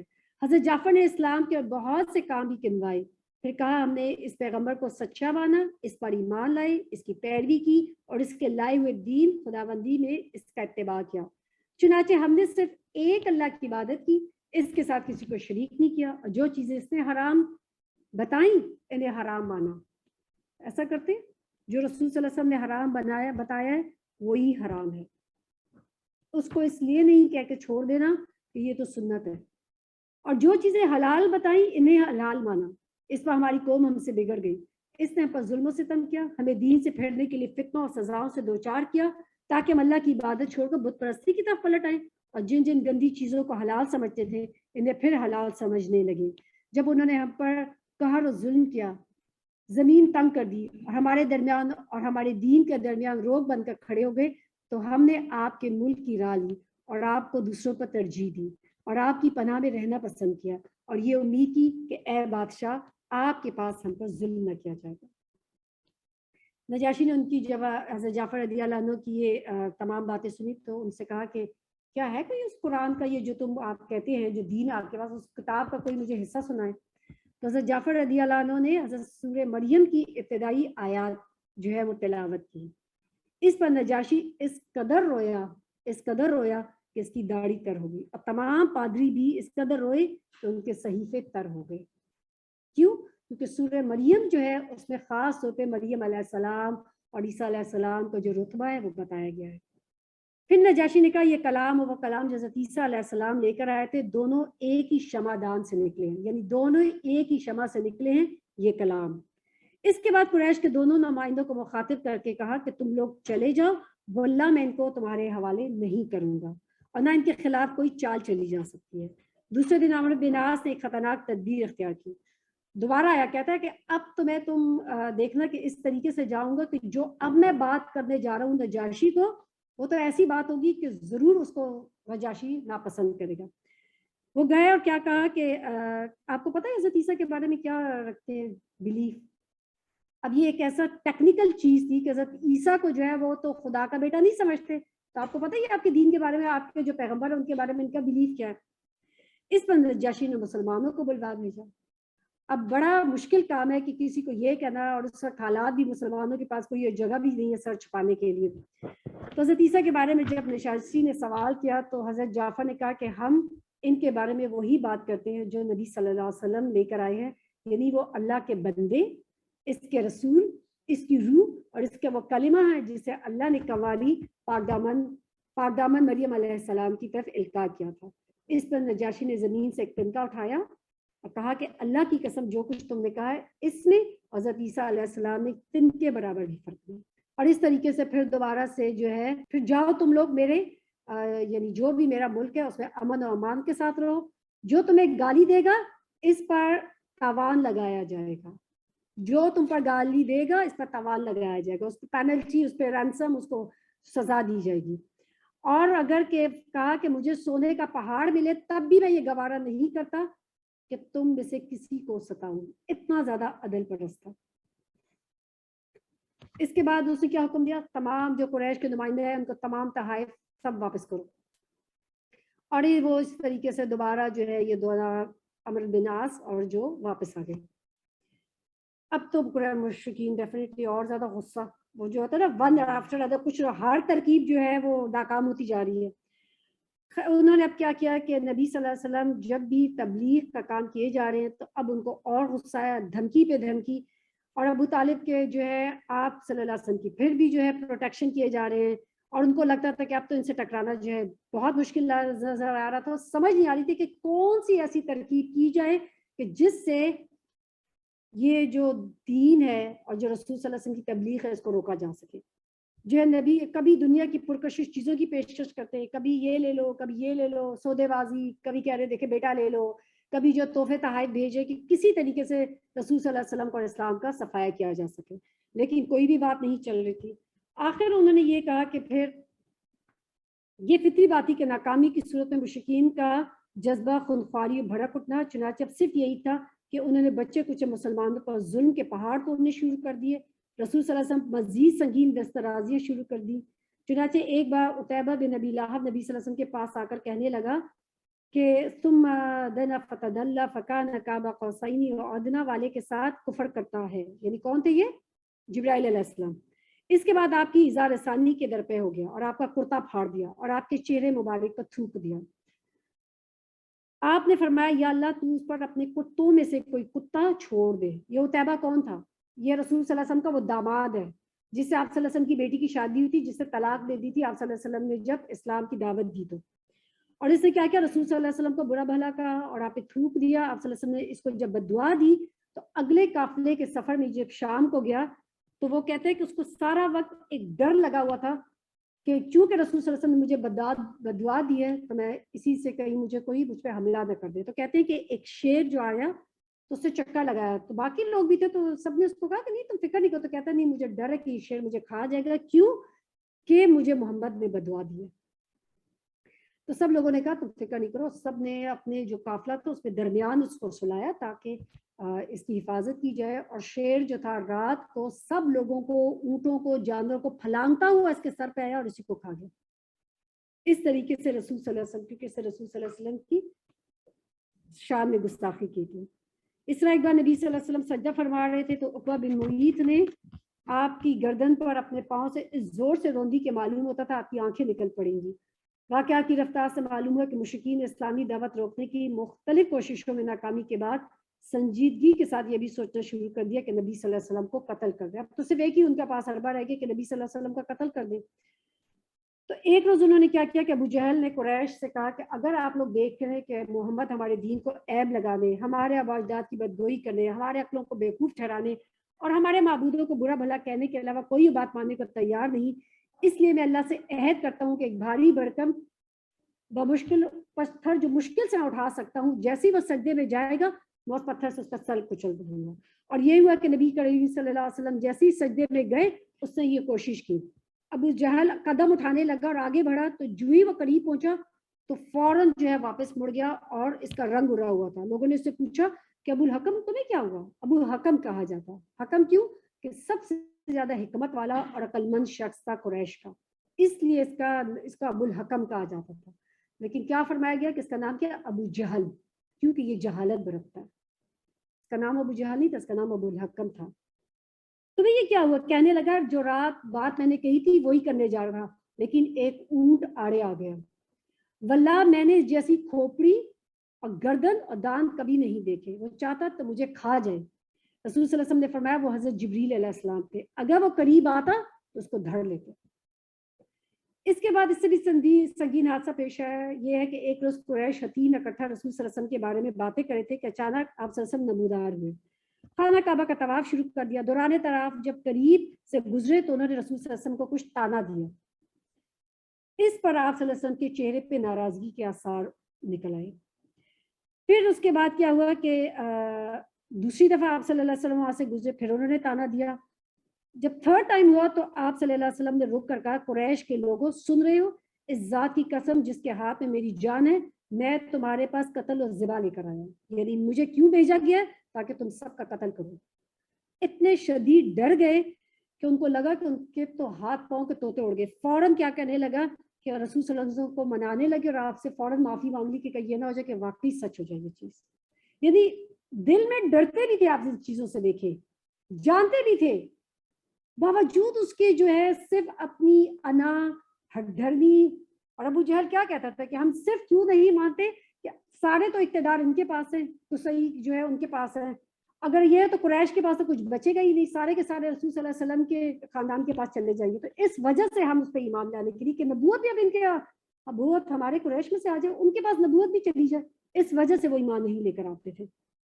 پھر اسی طریقے سے دوسرے دن دوبارہ کرتے ہوئے اچانک آپ صلی اللہ علیہ وسلم نمودار ہوئے, دیکھتے ہی سب صلی اللہ علیہ وسلم آپ دوڑ پڑے, آپ کی چادر سمیت پکڑ کر کہنے لگے تم ہی نہ ہو کہ ہمارے باپ دادا معبودوں کو روکتے ہو. اور رسول صلی اللہ علیہ وسلم کو اتنا مارا, اتنی تکلیف دی کہ رسول صلی اللہ علیہ وسلم کے گلے میں عقبہ بن معیط نے جو چادر باندھ کے قریب تک رسول صلی اللہ علیہ وسلم کا گلا کھول دے کہ حضرت ابو بکر کو کسی نے آواز دی کہ تمہارے دوست پہ کس طریقے سے ظلم ہو رہا ہے. حضرت ابو بکر صدیق رضی اللہ عنہ بھاگتے ہوئے آیا کہ آپ صلی اللہ علیہ وسلم کو خوب ان کو مارا اور ان تمام لوگوں کو آپ صلی اللہ علیہ وسلم کو چھڑایا, اور سب لوگ جو ہے آپ صلی اللہ علیہ وسلم کو, جو لوگ تھے انہوں نے آپ صلی اللہ علیہ وسلم کو چھوڑا, اور پھر ابو بکر کو خوب مارا, اتنا مارا کہ رسول ابو بکر رضی اللہ عنہ کا چہرہ جو ہے لہو لہان ہو گیا, قریب تک کہ بس وہ مر ہی جاتے. اور پھر اس کے بعد کہتے ہیں ان کے وہ نا اپنی بالوں کی 3 چوٹیاں بناتے تھے, اس طریقے سے کہ جس چوٹی کو ہاتھ لگائے تو وہ بال ان کے نکل آتے تھے, اس طریقے سے ان کو تکلیف دی گئی تھی. اور ابو بکر رضی اللہ عنہ کے بارے میں کہا جاتا ہے کہ باوجود اس کے پھر کیا ہوا کہ ان میں سے کچھ لوگوں نے ان کو لے کے اور گھر پہ چھوڑ کے چلے گئے, جو بنو تیم کے لوگ تھے جو ان کے خاندان کے. تو جیسی آنکھ کھلی سب سے پہلے پوچھا رسول صلی اللہ علیہ وسلم خیریت سے, پھر محمد صلی اللہ علیہ وسلم کے بارے میں پوچھا. تو ان کو اتنا غصہ آیا اور کہا کہ بس تم کسی طریقے سے تمہیں نہیں سمجھ سکتے, اور ملامت کرتے ہوئے چلے گئے تھے. پھر آپ جو ہے رضی اللہ عنہ کو حضرت ابو بکر کو جب کھانا دیا گیا کہ بھئی آپ اتنے کمزور ہو گیا, اب کھانا کھائے, تو کہتے ہیں تب تک کھانا نہیں کھاؤں گا جب تک کہ نبی صلی اللہ علیہ وسلم کو اپنی آنکھوں سے نہ دیکھوں کہ وہ خیریت سے. اب آپ سوچیں کہ ابو بکر صدیق رضی اللہ عنہ کا وہ جو درجہ تھا وہ کیوں تھا اتنا بلند؟ یہ درجہ تھا جس کی وجہ سے کہ رسول صلی اللہ علیہ وسلم کی ہر وقت وہ جو ہے حمایت کرتے تھے, تائید کرتے تھے, مدد کرتے تھے. پھر اس کے بعد رات کا جب سناٹا چھا گیا, لوگ پرسکون ہو گئے, تو انہیں دارالارقم میں رسول صلی اللہ علیہ وسلم کے پاس پہنچایا گیا. تو انہوں نے آپ صلی اللہ علیہ وسلم کو بخیر دیکھا تو کھانا پینا گوارا کیا. یوں جب ابو بکر صدیق رضی اللہ عنہ پر سختی بہت بڑھ گئی, زندگی کی راہیں دشوار ہو گئی, تو وہ ہجرت حبشہ کے ارادے سے نکل پڑے.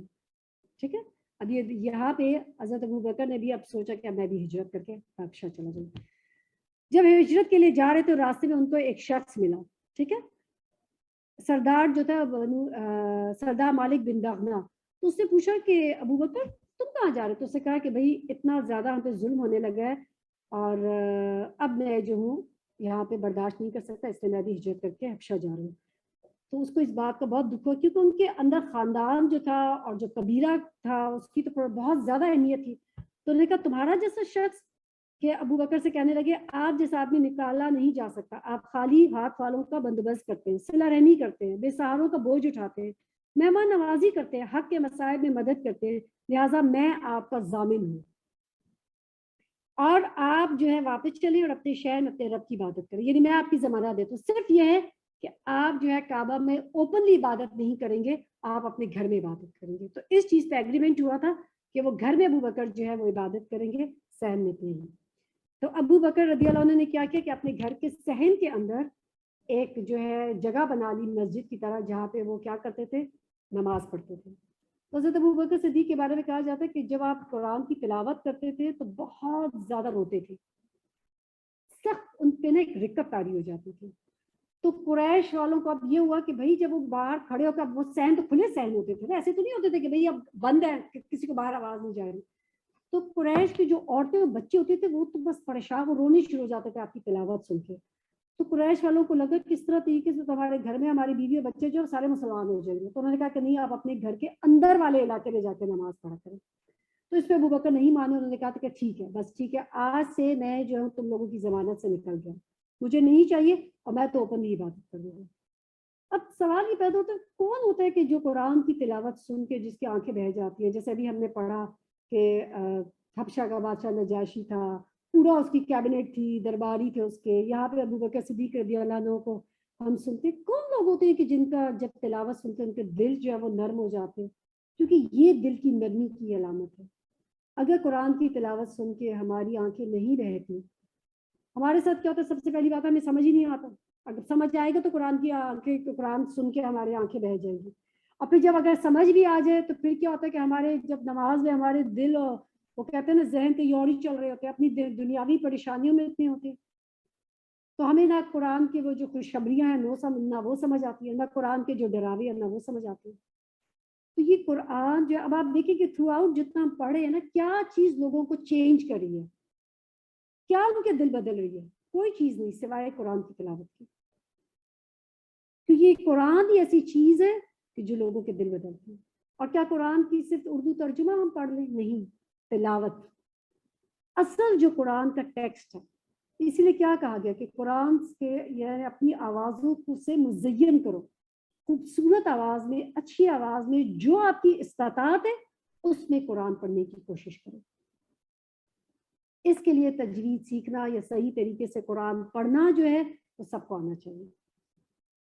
کوشش تو کی جا سکتی ہے. اب اس کا یہ مطلب ہی نہیں ہے قرآن کو گانے کی طرح پڑھنا شروع ہو جائے یا کرے.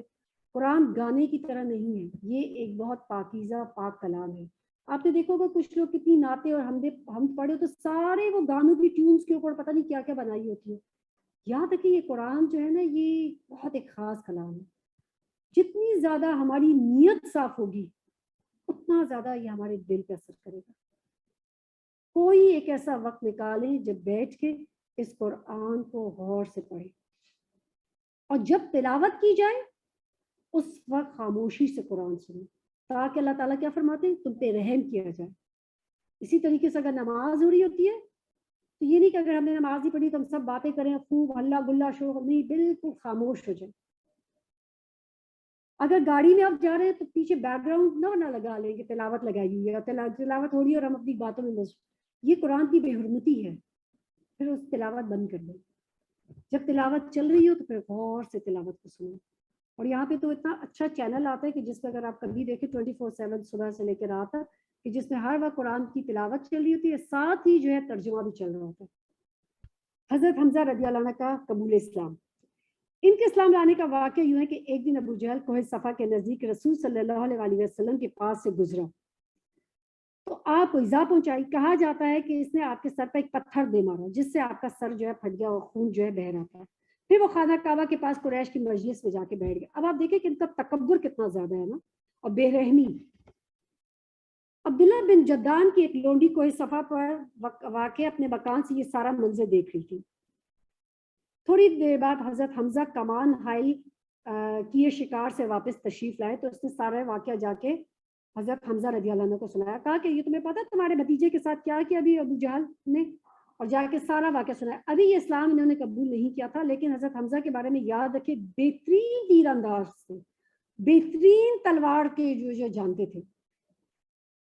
حضرت حمزہ دوڑتے ابو جہل کے سر پر سجا سوار ہوئے اور بولے، او سرین پر خوشبو لگانے والے، تو میرے بھتیجے کو گالی دیتا ہے، حالانکہ میں بھی اسی کے دین پہ ہوں. اب وہ دین پر نہیں ہے لیکن غصے میں کیا کہا کہ میں بھی اسی کے دین پر ہوں، تاکہ اس کو خوب تکلیف ہو. اس کے بعد کمان سے اس زور سے اس کو ماری کہ اس سے سر پر بدترین زخم آ گیا. قریب تھا کہ دونوں قبیلے بنو مخزوم اور بنو ہاشم ایک دوسرے کے خلاف بھڑک اٹھتے. ابو جہل نے یہ کہہ کے معاملہ ٹھنڈا کر دیا کہ ابو عمارہ یعنی حضرت حمزہ کو جانے دو، میں نے واقعی اس کے بھتیجے کے ساتھ زیادتی کی اور اس کو گالیاں دی تھی. ظاہر ہے کہ حضرت حمزہ کا اسلام محض حمیت کے طور پر تھا، یعنی ایک تو وہ غصے کی بات اسے کہتے ہیں، سچ مچ تو اسلام قبول نہیں کیا تھا. گویا کہ اس قصد و ارادے کے بغیر زبان سبقت کر گئی، لیکن پھر اللہ تعالیٰ نے ان کا اسلام کے لیے دین کھول دیا. رسول صلی اللہ علیہ وسلم کے پاس دارالارقم میں گئے اور آپ صلی اللہ علیہ وسلم کو کہا کہ دیکھا میں نے آپ کا کتنا زبردست جا کے، یہ اس میں باقی قصوں میں آتے ہیں کہ میں نے آپ کا بدلہ لیا ہے. تو نے کہا میرے لیے تو زیادہ اہمیت کی بات یہ ہے کہ آپ اسلام قبول کر لیں، مجھے اس بدلے سے کوئی اہمیت میرے لیے نہیں ہے، مجھے کیا ہے کہ آپ اسلام قبول کر لیں. تو اس چیز سے ان کا دل اتنا نرم ہو گیا کہ انہوں نے اسی وقت کلمہ پڑھ لیا اور اسلام قبول کر لیا. وہ قریش کے بڑے معزز اور مضبوط جوان تھے، یہاں تک ان کا لقب اسد اللہ یعنی اللہ کا شیر پڑ گیا. وہ ذی الحج سن 9 یعنی نبوت کے 6 سال میں جا کے انہوں نے اسلام قبول کیا. اب حضرت عمر رضی اللہ عنہ جو ہے ان کے بارے میں جو کہتے ہیں کہ حضرت عمر رضی اللہ عنہ جو ہے وہ کیسے مسلمان ہوئے.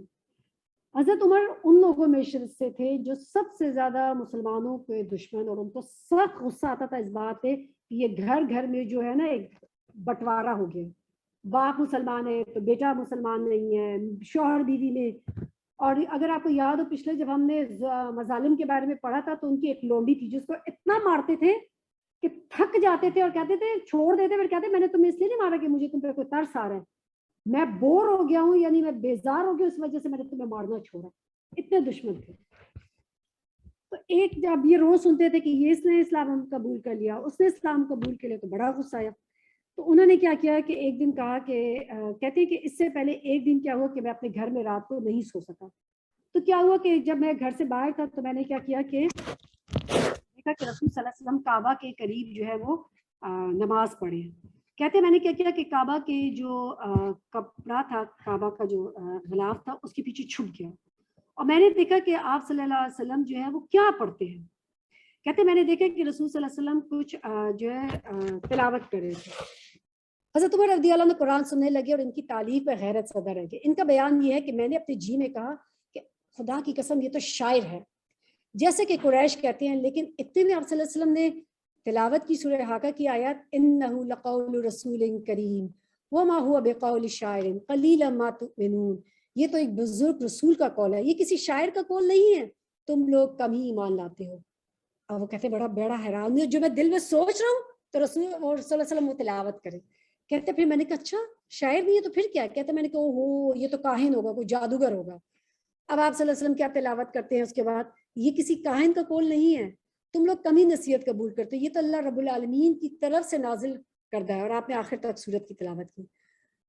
پھر اس کے بعد کیا ہوا کہ ایک دفعہ یہاں پہ نہیں ہے لیکن ایک اور بھی قصہ جب ہم نے پڑھا تھا کہ حضرت عمر رضی اللہ عنہ کو ایک جو صحابیہ ملی تھی جب وہ حبشہ ہجرت کر کے جا رہی تھی تو آپ راستے میں ملی. تو انہوں نے پوچھا تم کہاں جا رہی؟ تو نے کہا کہ میں نے اسلام قبول کے لیے اب ہمارے اوپر بہت ظلم ہو رہا ہے اس لیے ہم یہاں سے جا رہے ہیں. تو حضرت عمر جو ہے نا بڑے غمگین ہو گئے کیونکہ ڈیفینیٹلی آپ کے ایک قبیلے سے مکہ میں سے اتنے 80 جو ہے 83 لوگ اٹھ کے چلے جاتے ہیں تو ایک غم ہوتا ہے انسان کو کہ یہ اتنے لوگ چلے گئے. ہمارے بھی ہوتا ہے کہ لوگوں سے ہمیں پیار ہوتا ہے، جب آپ کے وہاں سے چلے جائیں تو آپ کو ایک غم ہوتا ہے کہ اچھا یہ ہمارے اتنے جن سے ہماری محبت یہ چلے گئے. تو وہ کہتی ہے کہ میں نے واپس آ کے اپنے شوہر سے کہا کہ مجھے لگتا ہے کہ عمر جو ہے نا اس کے دل میں اسلام ہے، وہ قبول کر لے گا. کہتے ہیں میرے شوہر نے کہا کہ اس کا گدھا جو ہے نا اس کے باپ کا وہ اسلام قبول کر لے گا، عمر بن خطاب کبھی اسلام قبول نہیں کر سکتا. کہتی میں چپ ہو گئی. اب یہ دوسرا واقعہ جو ابھی ہم نے سنا. اچھا حضرت عمر رضی اللہ عنہ کے بارے میں کہا جاتا ہے کہ ان کی طبیعت کی سختی رسول صلی اللہ علیہ وسلم سے ایک دشمنی کا حال یہ تھا کہ ایک روز رسول صلی اللہ علیہ وسلم کا کام تمام کرنے سے نیت سے تلوار لے کے ابھی راستے میں یہ کہ نوئی بن عبداللہ جو ہے ان کو ملے اور کسی بنی زہرا یا بنی مخزوم کے کسی آدمی سے ملاقات ہوئی. دیکھا اسے پوچھا کہاں جا رہے ہو عمر؟ تو کہتے ہیں آج تو میں محمد کو قتل کرنے جا رہا ہوں. اسے کہا محمد کو قتل کرنے جا رہے ہو؟ تو تم کیسے ان کے قبیلے سے بچو گے جو بنو ہاشم اور بنو زہرا ہے؟ تو اسے کہا کہ کچھ بھی ہوگا بس دیکھا جائے گا کیونکہ وہ بے دین ہو چکے ہیں. کہتے کہ اچھا جاؤ پہلے اپنے گھر میں دیکھو تمہاری بہن جو ہے اور تمہارے بہنوئی نے جو اسلام قبول کر لیا. اب ان کو تو بڑا غصہ آیا، فوراً جو ہے گھر گئے اپنی بہن کے. وہاں پہ خباب بن ارت جو ہے ان کو سورہ طٰہٰ کی کچھ آیات جو تلاوت کر کے سنا رہے تھے. یاد ہے خباب بن ارت کون سے صحابی تھے؟ پچھلی دفعہ ہم نے پڑھا تھا کہ جن کے اوپر اتنا ظلم کیا جاتا تھا کہ ان کی مالکن جو ان کو مارتی تھی اور لوہے کی وہ جو اپنا گرز تھا وہ اس کے سر پہ لگاتی تھی جن پہ ان کو جلاتی تھی. اور پھر ان کی ایسی بددعا تھی کہ وہ عورت اسی جو ہے بیماری میں مبتلا ہو گئی اور اسی سے ڈاکٹر نے کیا کہا طبیب نے کہ اس کے سر کو لوہے سے جلایا جائے، اس کا صرف یہی علاج ہے. یہ وہی خباب بن ارت ہے. تو خباب بن ارت جو اسلام قبول کر چکے تھے، دو کہ آپ دیکھیں غلام تھے لیکن پڑھے لکھے تھے. اس دور میں بھی غلام کتنے پڑھے لکھے، اور اگر آپ کبھی بخاری پڑھیں تو آپ دیکھیں کہ کتنے جو بڑے بڑے عالم دین تھے وہ غلام تھے. سبحان اللہ.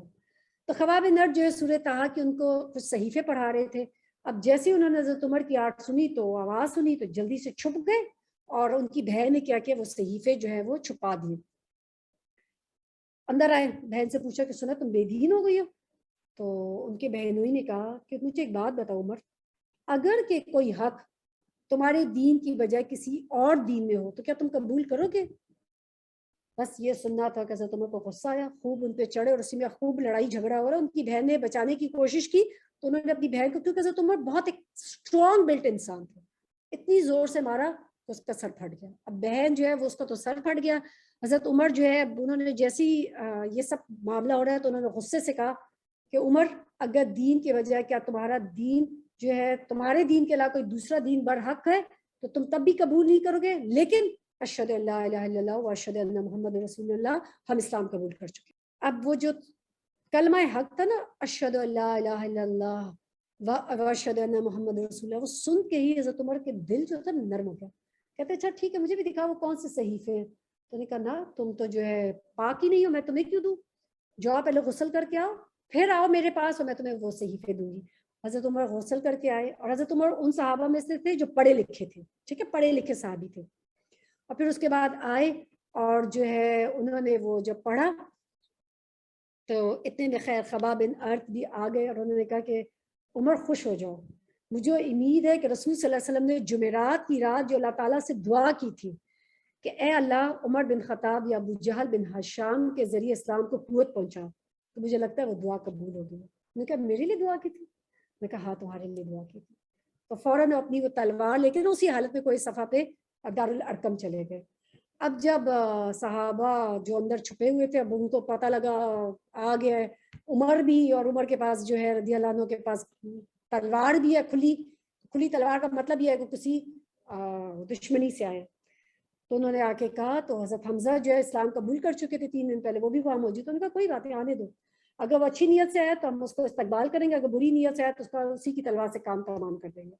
اور اس طریقے سے جب آپ اندر آئے اور آپ صلی اللہ علیہ وسلم نے حضرت عمر رضی اللہ عنہ سے کہا کہ آپ نے اس کو سختی سے اس کے کپڑے و تلوار کا جو ہینڈل تھا اس کو سمیٹ کے پوچھا، اور کہا کہ جھٹک کے پوچھا عمر کیا تم اس وقت تک باز نہیں آؤ گے جب تک کہ اللہ تعالیٰ تم پر ویسی ذلت اور رسوائی اور عبرتناک سزا نازل نہ فرما دے جیسے ولید بن مغیرہ پر نازل ہو چکی ہے، کیونکہ ولید بن مغیرہ اس سے پہلے جو وہ بیماری میں مر چکا تھا۔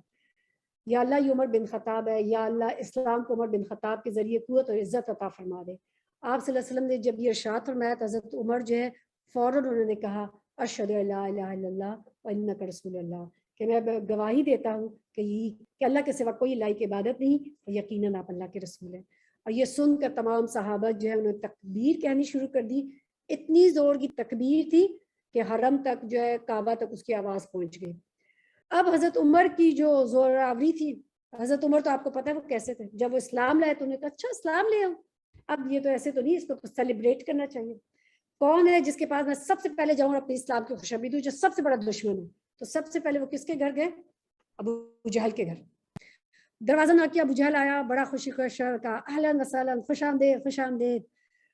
اور جیسے اس نے کہا کہ تمہیں میں یہ بتانے کے لیے آیا ہوں کہ میں نے اللہ اور اس کے رسول محمد صلی اللہ علیہ وسلم پر ایمان لا چکا ہوں۔ سخت شدید غصہ، میں اس کی تصدیق کرتا ہوں۔ دروازہ دھڑام کر کے اس کے منہ پہ بند کر دیا اور کہا کہ اللہ تیرا برا کرے، جو کچھ بھی تو لے کر آیا ہے اس کا بھی تیرا ساتھ برے بدعائیں دے کے دروازہ بند کر دیا۔ امام جوزی کہتے ہیں حضرت عمر رضی اللہ عنہ سے روایت ہے کہ جب کوئی شخص مسلمان ہو جاتا تو لوگ اس کے پیچھے پڑ جاتے، اسے خوب مارتے، زرد و کوب کرتے، وہ بھی انہیں مارتا۔ جب میں مسلمان ہوا تو میں اپنے ماموں عاصی بن ہاشم کے پاس گیا اور اس کو خبر دی، وہ گھر کے اندر گھس گیا، پھر قریش کے ایک بڑے سردار آدمی کے پاس گیا، شاید ابو جہل کی طرف اشارہ کیا اور اسے خبر دی، وہ بھی گھر کے اندر گھس گیا۔ اب یہ حضرت عمر کو کوئی ہمت نہیں ہو رہی کہ کوئی جا کے لڑائی کرے کہ تم نے کیسے اسلام قبول کر لیا۔ اب وہ کہتے ہیں کہ میں نے سوچا کہ کون ایسا شخص ہے کہ جو سب سے زیادہ لوگوں کے اندر خبریں پھیلانے والا ہے، تو مجھے ایک شخص کا نام یاد آیا۔ کہتے ہیں میں نے کہا کہ وہ یہ شخص سب سے بہتر ہے۔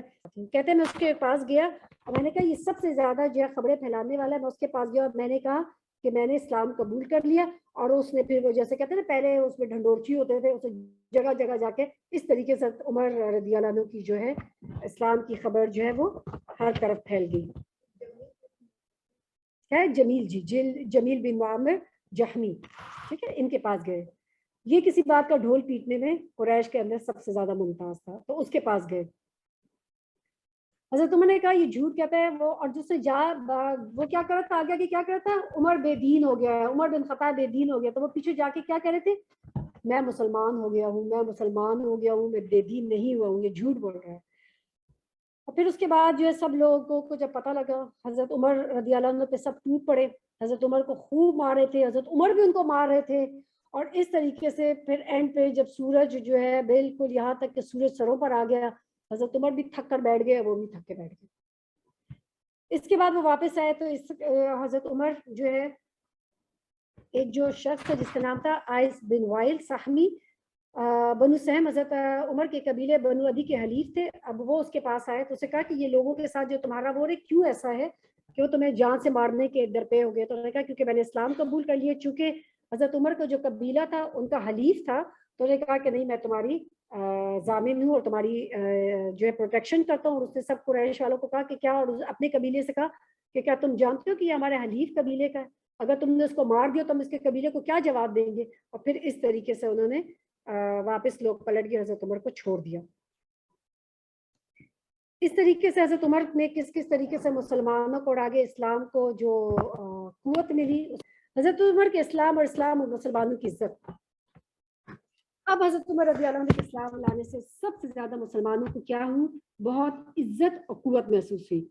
اس سے پہلے مسلمان کیسے عبادت کرتے تھے, چھپ کے. ابھی ہم نے کہا تھا نا صرف آپ صلی اللہ علیہ وسلم کو اجازت تھی, وہ جا کے کعبہ کے پاس عبادت کرتے تھے اور کوئی نہیں کر سکتا تھا. تو جب آپ مسلمان ہوئے تو آپ کو پتہ ہے ایک بہت اسٹرانگ پرسنالٹی انسان تھا حضرت عمر. آپ صلی اللہ علیہ وسلم کے پاس آ کے کہتے ہیں کیا ہم حق پر نہیں ہیں, تو آپ نے کہا کہ اس نے کہا کہ ہاں ہم حق پر ہیں. تو کہتے کہ چاہے ہم زندہ رہے مرے اللہ تعالیٰ تو قبول کرے گا ہماری. تو آپ نے فرمایا کیوں نہیں, تو انہوں نے کہا پھر چھپنا کیسا, اس ذات کی قسم جس نے آپ کو حق کے ساتھ بھیجا ہے ہم ضرور نکلیں گے. چنانچہ آپ صلی اللہ علیہ وسلم کو لیا اور 2 صفحے بنائی, یعنی 2 گروپس میں ڈیوائڈ کیا. ایک کو لیڈ کیا حضرت حمزہ نے اور ایک کو لیڈ کیا حضرت عمر رضی اللہ عنہ نے. اور پھر اس کے بعد وہ نکل گئے اور کہتے ہیں جب وہ چل رہے تھے نا تو بالکل ایسا لگتا تھا کہ ان کے پاؤں کے نشان سے گرد و غبار اڑا تھا اور ایک عجیب سا سما تھا.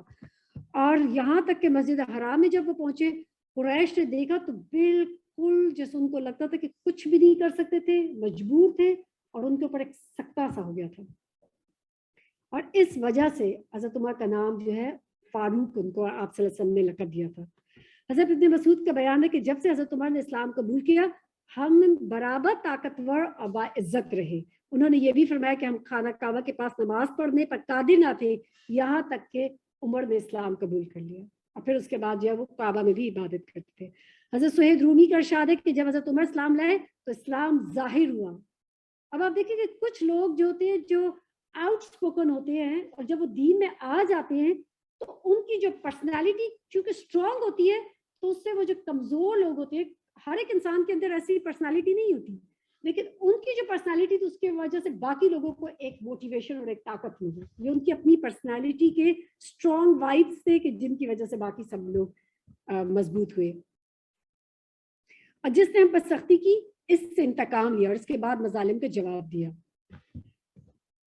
حضرت حمزہ اور حضرت عمر کا اسلام مسلمان ہو جانے کے بعد مشرکین نے مسلمانوں کی قوت و شوکت دیکھی تو باہم مشورے کے لیے اکٹھے ہوئے تاکہ رسول صلی اللہ علیہ وسلم مسلمانوں کے بارے میں مناسب ترین کوئی قدم اٹھا سکے.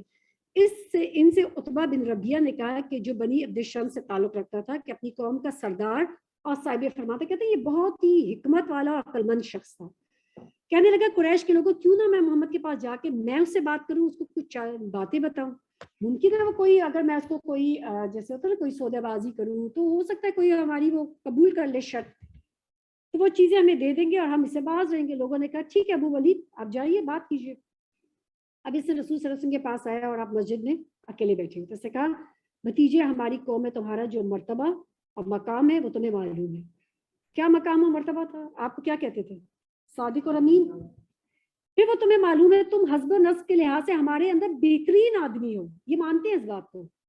اور اب تم اپنی قوم کے پاس ایک بڑا معاملہ لے کر آئے ہو جس کی وجہ سے تم نے ان کا شرازہ بھی کھیڑ دیا, ان کی عقلوں کو حماقت زدہ کا ہے, ان کے معبود اور ان کے دین کی ابچینی کر رہے اور ان کے گزرے عبادات کو کافر ٹھہرائے. لہٰذا میری بات سنو, میں تمہیں چند چیزیں پیش کرتا ہوں, ان پر غور کرو, ہو سکتا ہے کہ تمہیں کوئی چیز قبول کر لو. آپ صلی اللہ علیہ وسلم نے فرمایا اچھا ٹھیک ہے بتاؤ کیا کہنا چاہتے ہو. کہنے لگا کہ اگر تم مال چاہتے ہو نا, تمہاری یہ سب جو تم لے کر آئے ہو ندی ہے مال کے لیے, تو تمہیں ہم سب سے مالدار شخص بنا دیں گے. اگر تم اعزاز چاہتے ہو, مرتبہ چاہتے ہو, تو ہم تمہیں اپنا سردار بنا دیتے ہیں اور تمہارے بغیر کسی معاملے میں فیصلہ نہیں کریں گے.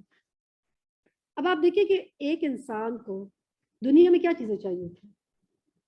میجورٹی ہماری آج کون ہے, مال چاہیے, اقتدار چاہیے, ساری جھگڑے اسی چیز کے ہیں. اگر تم بادشاہ بننا چاہتے ہو تو ہم تمہیں بادشاہ بنا دیتے ہیں. اگر تمہارے اندر خواہش نفس ہے تو قریش کی جو عورت منتخب کرو اس سے تمہاری شادی کرا دیتے. 10 عورتیں تم سے شادی کیے دیتے, اگر 10 چاہو تو 10 سے شادی کر لو. اور اگر جو تمہارے پاس آتا ہے کوئی جن بھوت ہے، اگر تمہارے اوپر کوئی اثر ہو گیا تو ہمیں بتا دو، ہم بہترین طبیب سے تمہارا علاج کرا دیتے ہیں، تم شفا یاب ہو جاؤ. کیونکہ کبھی کبھی جن بھوت انسان پر غالب آ جاتا ہے اور اس کا علاج جو ہے کروانا پڑتا ہے.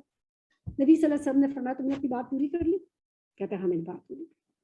آپ نے فرمایا میری بات سنو. اور آپ صلی اللہ علیہ وسلم نے کیا کیا؟ آپ نے سورہ فصلت کی آیات تلاوت کرنی شروع کی. آپ نے فرمایا بسم اللہ الرحمن الرحیم، حامیم، یہ رحمان الرحیم کی طرف سے نازل کی ہوئی ایسی کتاب ہے جس کی آیاتیں کھول کھول بیان کی گئی ہیں. عربی قرآن ان لوگوں کے لیے جو علم رکھتے ہیں، بشارت دینے والا ہے اور ڈرانے والا ہے. لیکن اکثر لوگوں نے اعراض کیا اور وہ سنتے نہیں. کہتے ہیں کہ جس چیز کی طرف تم بلاتے ہو اس کے لیے ہمارے دلوں پر پردہ پڑا ہوا ہے اور ہمارے کانوں پر بوجھ ہے اور ہمارے تمہارے درمیان حجاب ہے، بس تم کام کیے جاؤ، ہم بھی کام کیے جا رہے ہیں. رسول صلی اللہ علیہ وسلم پڑھتے گئے. عتبہ اپنے دونوں ہاتھ پیچھے زمین پر ٹیک لگائے سنتا رہا. جب آپ اس آیت پر پہنچے تو کہنے لگا فَإِنْ أَعْرَضُوا فَقُلْ أَنذَرْتُكُمْ صَاعِقَةً مِثْلَ صَاعِقَةِ عَادٍ وَثَمُودَ.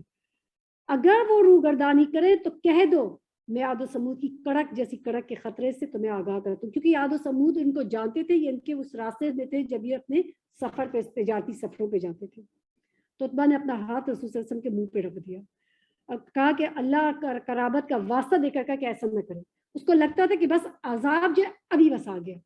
اس نے کہا بس بس بس اتنا کافی ہے. جب رسول صلی اللہ علیہ وسلم اس آیت سجدے پر پہنچے تو سجدہ کیا. پھر فرمایا ابو ولید تم نے سن لیا؟ اس نے کہا ہاں میں نے سن لیا. اور آپ نے فرمایا اب تم ہو اور وہ ہے. عتبہ اٹھا سیدھا اپنے ساتھیوں کی طرف آیا. جیسے وہ دور سے عتبہ کو آتے دیکھ رہے کہتے ہیں یہ جس صورت سے گیا تھا نا وہ چہرہ لے کے واپس نہیں آ رہا، اب یہ بالکل مختلف شکل سے واپس آ رہا ہے.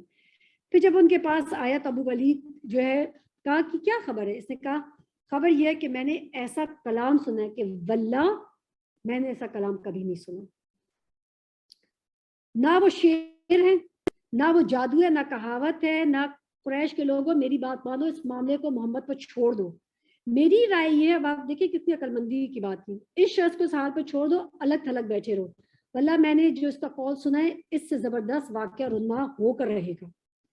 اب اگر اس شخص کو مرعوب میں مار ڈالا تو تمہارا کام دوسروں کے ذریعے انجام پا چکا، اور اگر یہ شخص عرب پر غالب آ گیا تو اس کی بادشاہت تمہاری بادشاہت ہے اور اس کی عزت تمہاری عزت ہوگی. اس کا وجود سب سے بڑھ کر تمہارے لیے سعادت کا باعث ہوگا. اگر رسول صلی اللہ علیہ وسلم کامیاب بھی ہوتے تب بھی تمہاری فتح ہے، اگر ناکام بھی ہوتے تب بھی تمہاری جیت ہو جائے گی. لوگوں نے کہا ابو ولید واللہ اس نے تم پر بھی جادو کر دیا.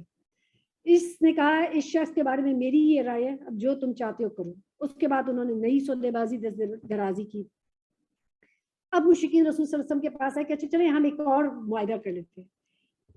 کچھ عرصہ یہ ہے 1 سال آپ ہمارے معبودوں کی عبادت کریں اور 1 سال ہم آپ کے معبودوں کی عبادت کریں. آپ بھی ہمارے کو ایکسیپٹ کر لیں، ہم بھی آپ کو ایکسیپٹ کر لیتے ہیں. تو اللہ سبحانہ تعالیٰ نے کیا سورۃ الکافرون اور سورۃ الکافرون اللہ تعالیٰ نے نازل فرما دی. اللہ تعالیٰ نے فرمایا آپ کہہ دیں کہ اے کافروں جسے تم پوچھتے ہو اسے میں نہیں پوچھتا، اور نہ جسے میں پوچھتا ہوں اسے تم پوچھتے ہو، اور نہ جسے تم پوچھتے ہو اسے میں پوچھ رہا ہوں، اور نہ جسے میں پوچھتا ہوں اسے تم پوچھ رہے ہو. تمہارے لیے تمہارا دین، میرے لیے میرا دین. پھر اللہ تعالیٰ نے یہ بھی فرمایا قل فغیر اللہ تأمرونی اعبد ایھا الجاہلون. اے جاہلو کیا تم مجھے حکم دیتے ہو کہ میں اللہ کے سوا کسی اور کی عبادت کروں؟ اللہ تعالیٰ نے یہ بھی فرمایا سورۃ الانعام میں کہ آپ کہہ دیں مجھے منع کیا گیا اللہ کے سوا جن کو تم پکارتے ہو کہ میں ان کی عبادت کروں. اور پھر اس کے بعد جو ہے مشرکین نے اختلاف ختم کرنے کے خواہ تھے. عتبہ بن ربیعہ نے جو امید ظاہر کی تھی اس کی توقع بھی رکھتے تھے، لہٰذا انہوں نے مزید راضی کا اظہار کیا. رسول صلی اللہ علیہ وسلم جو کچھ پیش فرما رہے تھے اسے قبول کرنے میں ان کو جو ہے وہ کر بھی نہیں رہے تھے. لیکن جو وہی آپ کی طرف آ رہی تھی اس کو کیا چاہتے تھے کہ اب رسول صلی اللہ علیہ وسلم کو مانتے تھے، کیا چیز نہیں مانتے تھے؟ وہی پہ اعتبار نہیں تھا، وہ ان کو تکلیف دے دی. ان کو یہ چیز تھی کہ بھائی قرآن جیسا کچھ اور ایسی چیز ہے، اس کے بجائے کوئی اور قرآن لے آئے یا اس میں کچھ کمی بیشی کر دیں یا اس میں تبدیلی کر دیں. آج بھی کون لوگ جو ہے نہیں ماننے کر رہے، جو خود ہی بدلنا چاہتے ہیں وہ کیا کہتے ہیں قرآن بدل جائے. اللہ سبحانہ تعالیٰ نے جو ہے جب ان کا مشرکین نے بہت زیادہ ظلم کرنا شروع کر دیا تو اب ان کو خود کچھ سمجھ نہیں آیا تو انہوں نے کچھ لوگوں کو بھیجا کہ جاؤ یہود سے کچھ پوچھ کے آؤ کہ کیا ایسی چیز ہے کہ جس سے ہم رسول صلی اللہ علیہ وسلم کو روکیں یا ہمیں پتہ لگے یہ صحیح ہے کہ غلط. تو یہود نے کہا کہ اچھا ان 3 سوال ہیں، اگر تم ان سے پوچھو، اگر انہوں نے جواب دے دیے تو اس بات کی گواہی ہوگی کہ یہ سچے رسول ہیں. اور اگر وہ جواب نہیں دے سکے تو اس کا مطلب ہے وہ رسول نہیں ہے. تو کیا 3 سوال تھے؟ سب سے پہلے 3 باتیں پوچھو، اور پھر انہوں نے کیا پوچھا کہ اس سے چند نوجوانوں کے بارے میں پوچھو جو زمانے اول میں گزر چکے ہیں کہ ان کا کیا واقعہ ہے. ٹھیک ہے، اب یہ کون سی آیات نازل ہوئی؟ سورہ کہف کی. تو ان نوجوانوں کے بارے میں پوچھو جو اپنے گھر سے بھاگے تھے، ان کا کیا واقعہ ہے. اور اس سے ایک گردش کرنے والے آدمی کے بارے میں پوچھو جو زمین کے مشرق و مغرب تک پہنچا، اس کی کیا خبر ہے؟ ذوالقرنین. اور اس سے روح کے بارے میں پوچھو کہ وہ روح کیا ہے، کہاں سے آتی ہے، کہاں چلی جاتی ہے. چنانچہ سردار قریش رسول صلی اللہ علیہ وسلم کے سامنے آئے، سوالات کیے، جواب میں انہیں رسول صلی اللہ علیہ وسلم نے کہا کہ میں کل جواب دوں گا. اب آپ صلی اللہ علیہ وسلم نے انشاءاللہ نہیں کہا. اب انشاءاللہ نہیں کہا تو وہی آنی بند ہوگی. 15 دن تک وہی نہیں آئی. اب رسول صلی اللہ علیہ وسلم سخت پریشان، اور وہ آ کے تانے دے، اچھا چھوڑ دیا تمہارے خدا نے تمہیں، آنی بند ہو گئی تمہاری وہی. اب آپ صلی اللہ علیہ وسلم بڑے پریشان. اینی وے 15 دن بعد وہی آئی، اور آپ سے کیا کہا گیا؟ آپ نے کیوں نہیں انشاءاللہ کہا. اور پھر اس کے بعد آپ کو بتایا گیا کہ چند نوجوانوں کا واقعہ بیان کیا گیا جو ہم سورہ کہف میں پڑھ چکے ہیں، اور ذوالقرنین کے بارے میں بتایا گیا، اور روح کے بارے میں بتایا گیا کہ یہ لوگ آپ سے روح کے بارے میں سوال پوچھتے ہیں. اللہ تعالیٰ نے سورۃ الاسراء میں فرمایا آپ کہہ دیجئے کہ روح میرے رب کے حکم سے آتی ہے اور تمہیں اس کا کچھ علم نہیں دیا گیا مگر تھوڑا ہی. اب آپ دیکھیے کہ کہہ دیا کہ مجھے کچھ علم نہیں ہے، کیونکہ اگر کہہ دیتے کہ وہ کیا ہے تو یہ گواہی ہوتی کہ آپ صلی اللہ علیہ وسلم سچے رسول نہیں ہیں، کیونکہ کسی رسول کو اس کے بارے میں اطلاع نہیں دی گئی. کیونکہ اگر آپ کو یاد ہو حدیث جو ہے جبرائیل علیہ السلام نے کیا فرمایا تھا، پوچھا تھا تو آپ صلی اللہ علیہ وسلم نے فرمایا کہ نہ تمہیں پتہ ہے نہ مجھے پتہ ہے. تو اس لیے کیا ہے، روح کے بارے میں اصل حقیقت اس کی کوئی بھی نہیں جانتا. لیکن باوجود اس کے کہ یہ سوال صحیح بھی ہو گئے، کیا ایمان لے کر آئے؟ پھر بھی ایمان نہیں لے کر. حقائق واضح ہونے کے بعد بھی انہوں نے کیا کیا؟ مسلمانوں کو پھر بھی ظلم کرتے رہے، کوئی بھی اسلام نہیں لے کر آئے. نبی صلی اللہ علیہ وسلم کی بات سننے پر پھر بھی آبادگی کا اظہار کیا، اور یہ بھی ظاہر کیا کہ ممکن ہے کہ وہ مان لے قبول کرے، لیکن یہ شرط لگائی. اچھا پھر انہوں نے کیا کہا کہ اچھا اب یہ تو ہو گیا نا، اب اس پہ بھی مان نہیں رہے. ایک شرط ہے کہ ہم آپ کی بات آ کے سنیں، کہ جب ہم آپ کے پاس آپ کا کلام سننے کے لیے آئیں گے تو یہ غریب غربا ساتھ نہیں بیٹھیں گے محفل میں.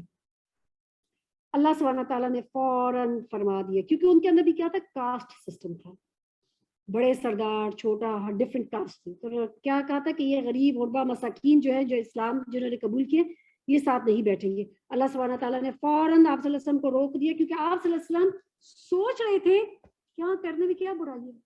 ٹھیک ہے، اللہ تعالیٰ نے فوراً کیا کہہ دیا سورۃ الانعام کی آیت نمبر 52 کہ جو لوگ اپنے رب کی مرضی چاہتے ہیں اسے صبح شام پکارتے ہیں، آپ انہیں نہ ہٹائیں، آپ پر ان کا کوئی حساب نہیں اور ان پر کوئی حساب آپ کا نہیں، آپ انہیں ہٹائیں گے تو ظالموں میں سے ہو جائیں گے.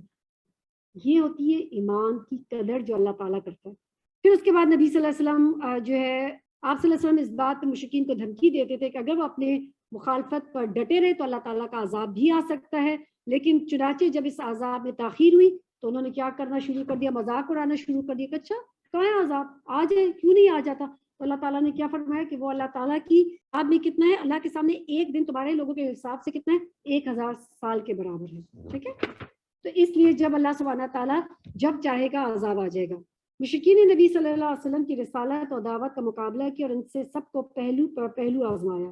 وہ ایک حالت سے دوسری حالت سے، ایک سوال سے دوسری طرف پلٹتے رہے، کبھی سختی سے، کبھی نرمی سے، کبھی جدال سے، جھگڑے سے، کبھی سودے بازی سے، کسی طریقے سے، کبھی ہجوم میں، کبھی اکیلے کی کسی طریقے سے کہ رسول صلی اللہ علیہ وسلم نے اسلام کی دعوت سے روک دی.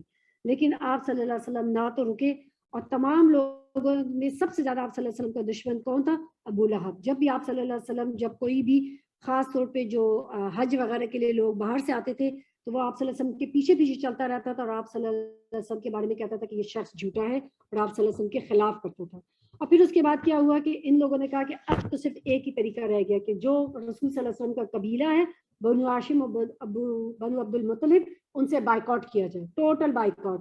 اور انہوں نے کیا کیا کہ تمام پورے دونوں بڑے بڑے قبیلوں کے ان میں مسلمان بھی اور غیر مسلموں کو جو ہے ایک گھاٹی کے اندر محصور کر دیا، اور ان پہ کھانا پینا اور ان کے اوپر تجارت اور ان کو کوئی چیز بیچنا ہر چیز روک دی گئی، اور کوئی چیز جو ٹوٹل کر دیا گیا. نہ ان سے کوئی شادی بیاہ کرے گا، کوئی خرید و فروخت نہیں کرے گا، کوئی بات چیت نہیں کرے گا، کوئی صلح نہیں کرے گا. اور اس طریقے سے بہت ہی مسلمانوں کے لیے سختی کا وقت ہے، یہاں تک کہ ایون جو ہے پتے اور جو چمڑا کھانے تک کی نوبت آ گئی تھی. اس طریقے سے قحط آ گیا تھا. سوائے حضرت خدیجہ کے جو ایک بھتیجے تھے حتیم بن حزام، تو وہ چھپ چھپ کے حضرت خدیجہ کو گھیوں وغیرہ بھیجتے رہتے تھے، تو جس طریقے سے وہ کچھ نہ کچھ گزارا ہو جاتا تھا. اسی طریقے سے جب خاص جو 4 مہینے حرمت کے ہوتے تھے تو وہ کیا کرتے تھے، باہر آتے تھے یہ اپنی گھاٹی سے، اور پھر کوئی جو ہے خرید و فروخت کی جائے تو لیکن جان بوجھ کے قریش مکہ کیا کرتے تھے، اتنا سامان مہنگا کر دیتے تھے کہ کوئی خرید ہی نہ سکے. سب، اور کتنے سال، 3 سال اس گھاٹی میں محصور تھے، 3 سال کھانا پینا سب کچھ ان کے اوپر ٹوٹل بائک آؤٹ. اور پھر کیا کیا تھا کہ انہوں نے اس بائک آؤٹ کے لیے پورا ایک ایگریمنٹ تیار کیا تھا. لیکن اب کیا ہوا کہ رسول صلی اللہ علیہ وسلم کی طرف سے جو ہے اللہ سبحانہ تعالیٰ نے آسانی کی. 3 برس جب گزر گئے تو اس طریقے سے 5 جو بڑے بڑے اشراف تھے قریش کے، ان کو اس چیز کا ہوا کہ بھائی اب جو ہے بہت ہو گیا، اب جو ہے ہمیں اس چیز میں کمی ہونی چاہیے. یہ بھی اللہ سبحانہ تعالیٰ جب دل میں ڈالتا ہے. اور اس طریقے سے پہلا ہشام بن عمر بن حارث جو تھا، جو بنو لئی سے تعلق رکھتا تھا، یہ شخص زہیر بن ابی امیہ مخزوم کے پاس گیا، جو نبی صلی اللہ علیہ وسلم کی پھوپھی عاتکہ کا بیٹا تھا، یہ یعنی آپ صلی اللہ علیہ وسلم کا کزن لگتا تھا. اور پھر اس کے کہا کہ بھئی کس طریقے سے، اب کتنی بری بات ہے کہ ہم رشتہ دار قرابت داری اور ہم اتنا ظلم کر رہے ہیں ان کو، تو ہمیں یہ سب کچھ ختم کرنا چاہیے، اس جو بائیکاٹ ہے اس کو پھاڑ دینا چاہیے. تو پھر اس طریقے سے وہ دونوں مل کے تیسرے کے پاس، چوتھے کے پاس، سب 5 بڑے بڑے سردار اس بات پہ متفق ہو گئے کہ جو ہے اس کو ختم کر دیا جائے. اور پھر حضرت جو ہے اللہ تعالیٰ نے رسول صلی اللہ علیہ وسلم کو وحی کی کہ آلریڈی وہ جو ایک کیڑا تھا، وہ جو پورا بائیکاٹ جو انہوں نے، کیونکہ ان میں کیا ہوتا تھا کوئی بھی اگر ایگریمنٹ ہوتا تھا ٹھیک ہے تو اس کو بنا کے اور اس پہ سب لوگ اپنا جب لگا دیتے تھے تھم پرنٹس، تو پھر اس کو کعبہ کی دیوار پہ لگا دیا جاتا تھا. تو اللہ تعالیٰ کا کرنا ہوا کہ دیمک نے اس کو چاٹ لیا، سوائے کہ جو اللہم کی بجائے سب پورا وہ ایگریمنٹ جو ہے وہ کھایا گیا دیمک کی وجہ سے. تو ابو طالب جو تھے ان کو رسول صلی اللہ علیہ وسلم نے بتایا کہ وہ تو آلریڈی جو ایگریمنٹ لگا ہوا تھا وہ کھایا جا چکا ہے صحیفہ. تو ابو طالب جو وہ موجود تھے، تو جب انہوں نے کہا کہ آلریڈی اللہ تعالیٰ نے بتا دیا، اور انہوں نے جا کے دیکھا تو واقعی وہ جو ایگریمنٹ تو کھا گیا تھا. اس طریقے سے یہ بائیکاٹ ختم ہوا تھا اور ان کو اجازت دی گئی تھی کہ وہ واپس اپنے شہر میں آ سکتے ہیں، اور گھاٹی سے باہر آ گئے تھے. آپ سے پھر اس کے بعد اینڈ پہ جو لاسٹ جو ہے قریش کا وقت ابو طالب کے حضور میں آیا بائیکاٹ کے خاتمے کے بعد. اب جو ہے ابو طالب جو ہے اب اس وقت کتنے سال کے ہو گئے ہیں، 80 سال کے بوڑھے ہو گئے ہیں. ان کے پاس آئے تو ان کو تھا کہ اب تو یہ فوت ہو جائیں گے، تو پلیز آپ جانے سے پہلے کچھ کریں گے، یہ تو آپ کے پیچھے ہی تو اور زیادہ وہ کرنے شروع ہو جائیں گے دین کے بارے میں. تو ان کے پاس آئے کہ محمد صلی اللہ علیہ وسلم کے ساتھ کچھ کرے، تو آپ صلی اللہ علیہ وسلم کو بلایا گیا. چنانچہ یہ لوگ اٹھے ابو طالب کے پاس پہنچے اور ان سے مطالبہ کیا کہ رسول صلی اللہ علیہ وسلم کو ان کے معبود سے روکیں، اور وہ لوگ بھی آپ سے اور آپ کے معبود سے دستکش رہیں گے. اس پر ابو طالب نے آپ صلی اللہ علیہ وسلم کو بلایا اور لوگوں نے جو بات کی تھی اسے آپ صلی اللہ علیہ وسلم کے سامنے پیش کیا گیا. آپ صلی اللہ علیہ وسلم نے فرمایا چچا میں تو صرف ایک بات جانتا ہوں، جس کو وہ قائل ہو جائیں تو عرب ان کا پورا تابع فرمان ہو جائے گا، اور عجم انہیں جزیہ دینے پہ ادا کریں گے، ٹیکس بھی دینے لگے. بڑے خوش ہوئے، اچھا وہ کون سی بات ہے کہ ہم جس کو ایگری کر لیں تو ہمیں سب مان جائیں گے. تو آپ صلی اللہ علیہ وسلم نے فرمایا کہ اگر یہ کہہ دے لا الہ الا اللہ تو سب ان کے وہ جو ہے تابع ہو جائیں گے.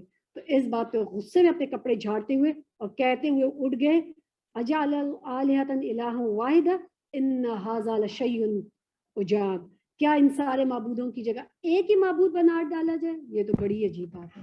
اور یہ کہتے ہوئے سب اٹھ کے چلے گئے. اور انشاءاللہ اگلے والے میں ہم انشاءاللہ جب کریں گے تو ابو طالب کی وفات سے ہم انشاءاللہ شروع کریں گے. ربنا تقبل منا انک انت السمیع العلیم وتب علینا انک انت التواب الرحیم. سبحانک اللہم وبحمدک اشہد ان لا الہ الا انت استغفرک واتوب الیک. السلام علیکم ورحمۃ اللہ وبرکاتہ.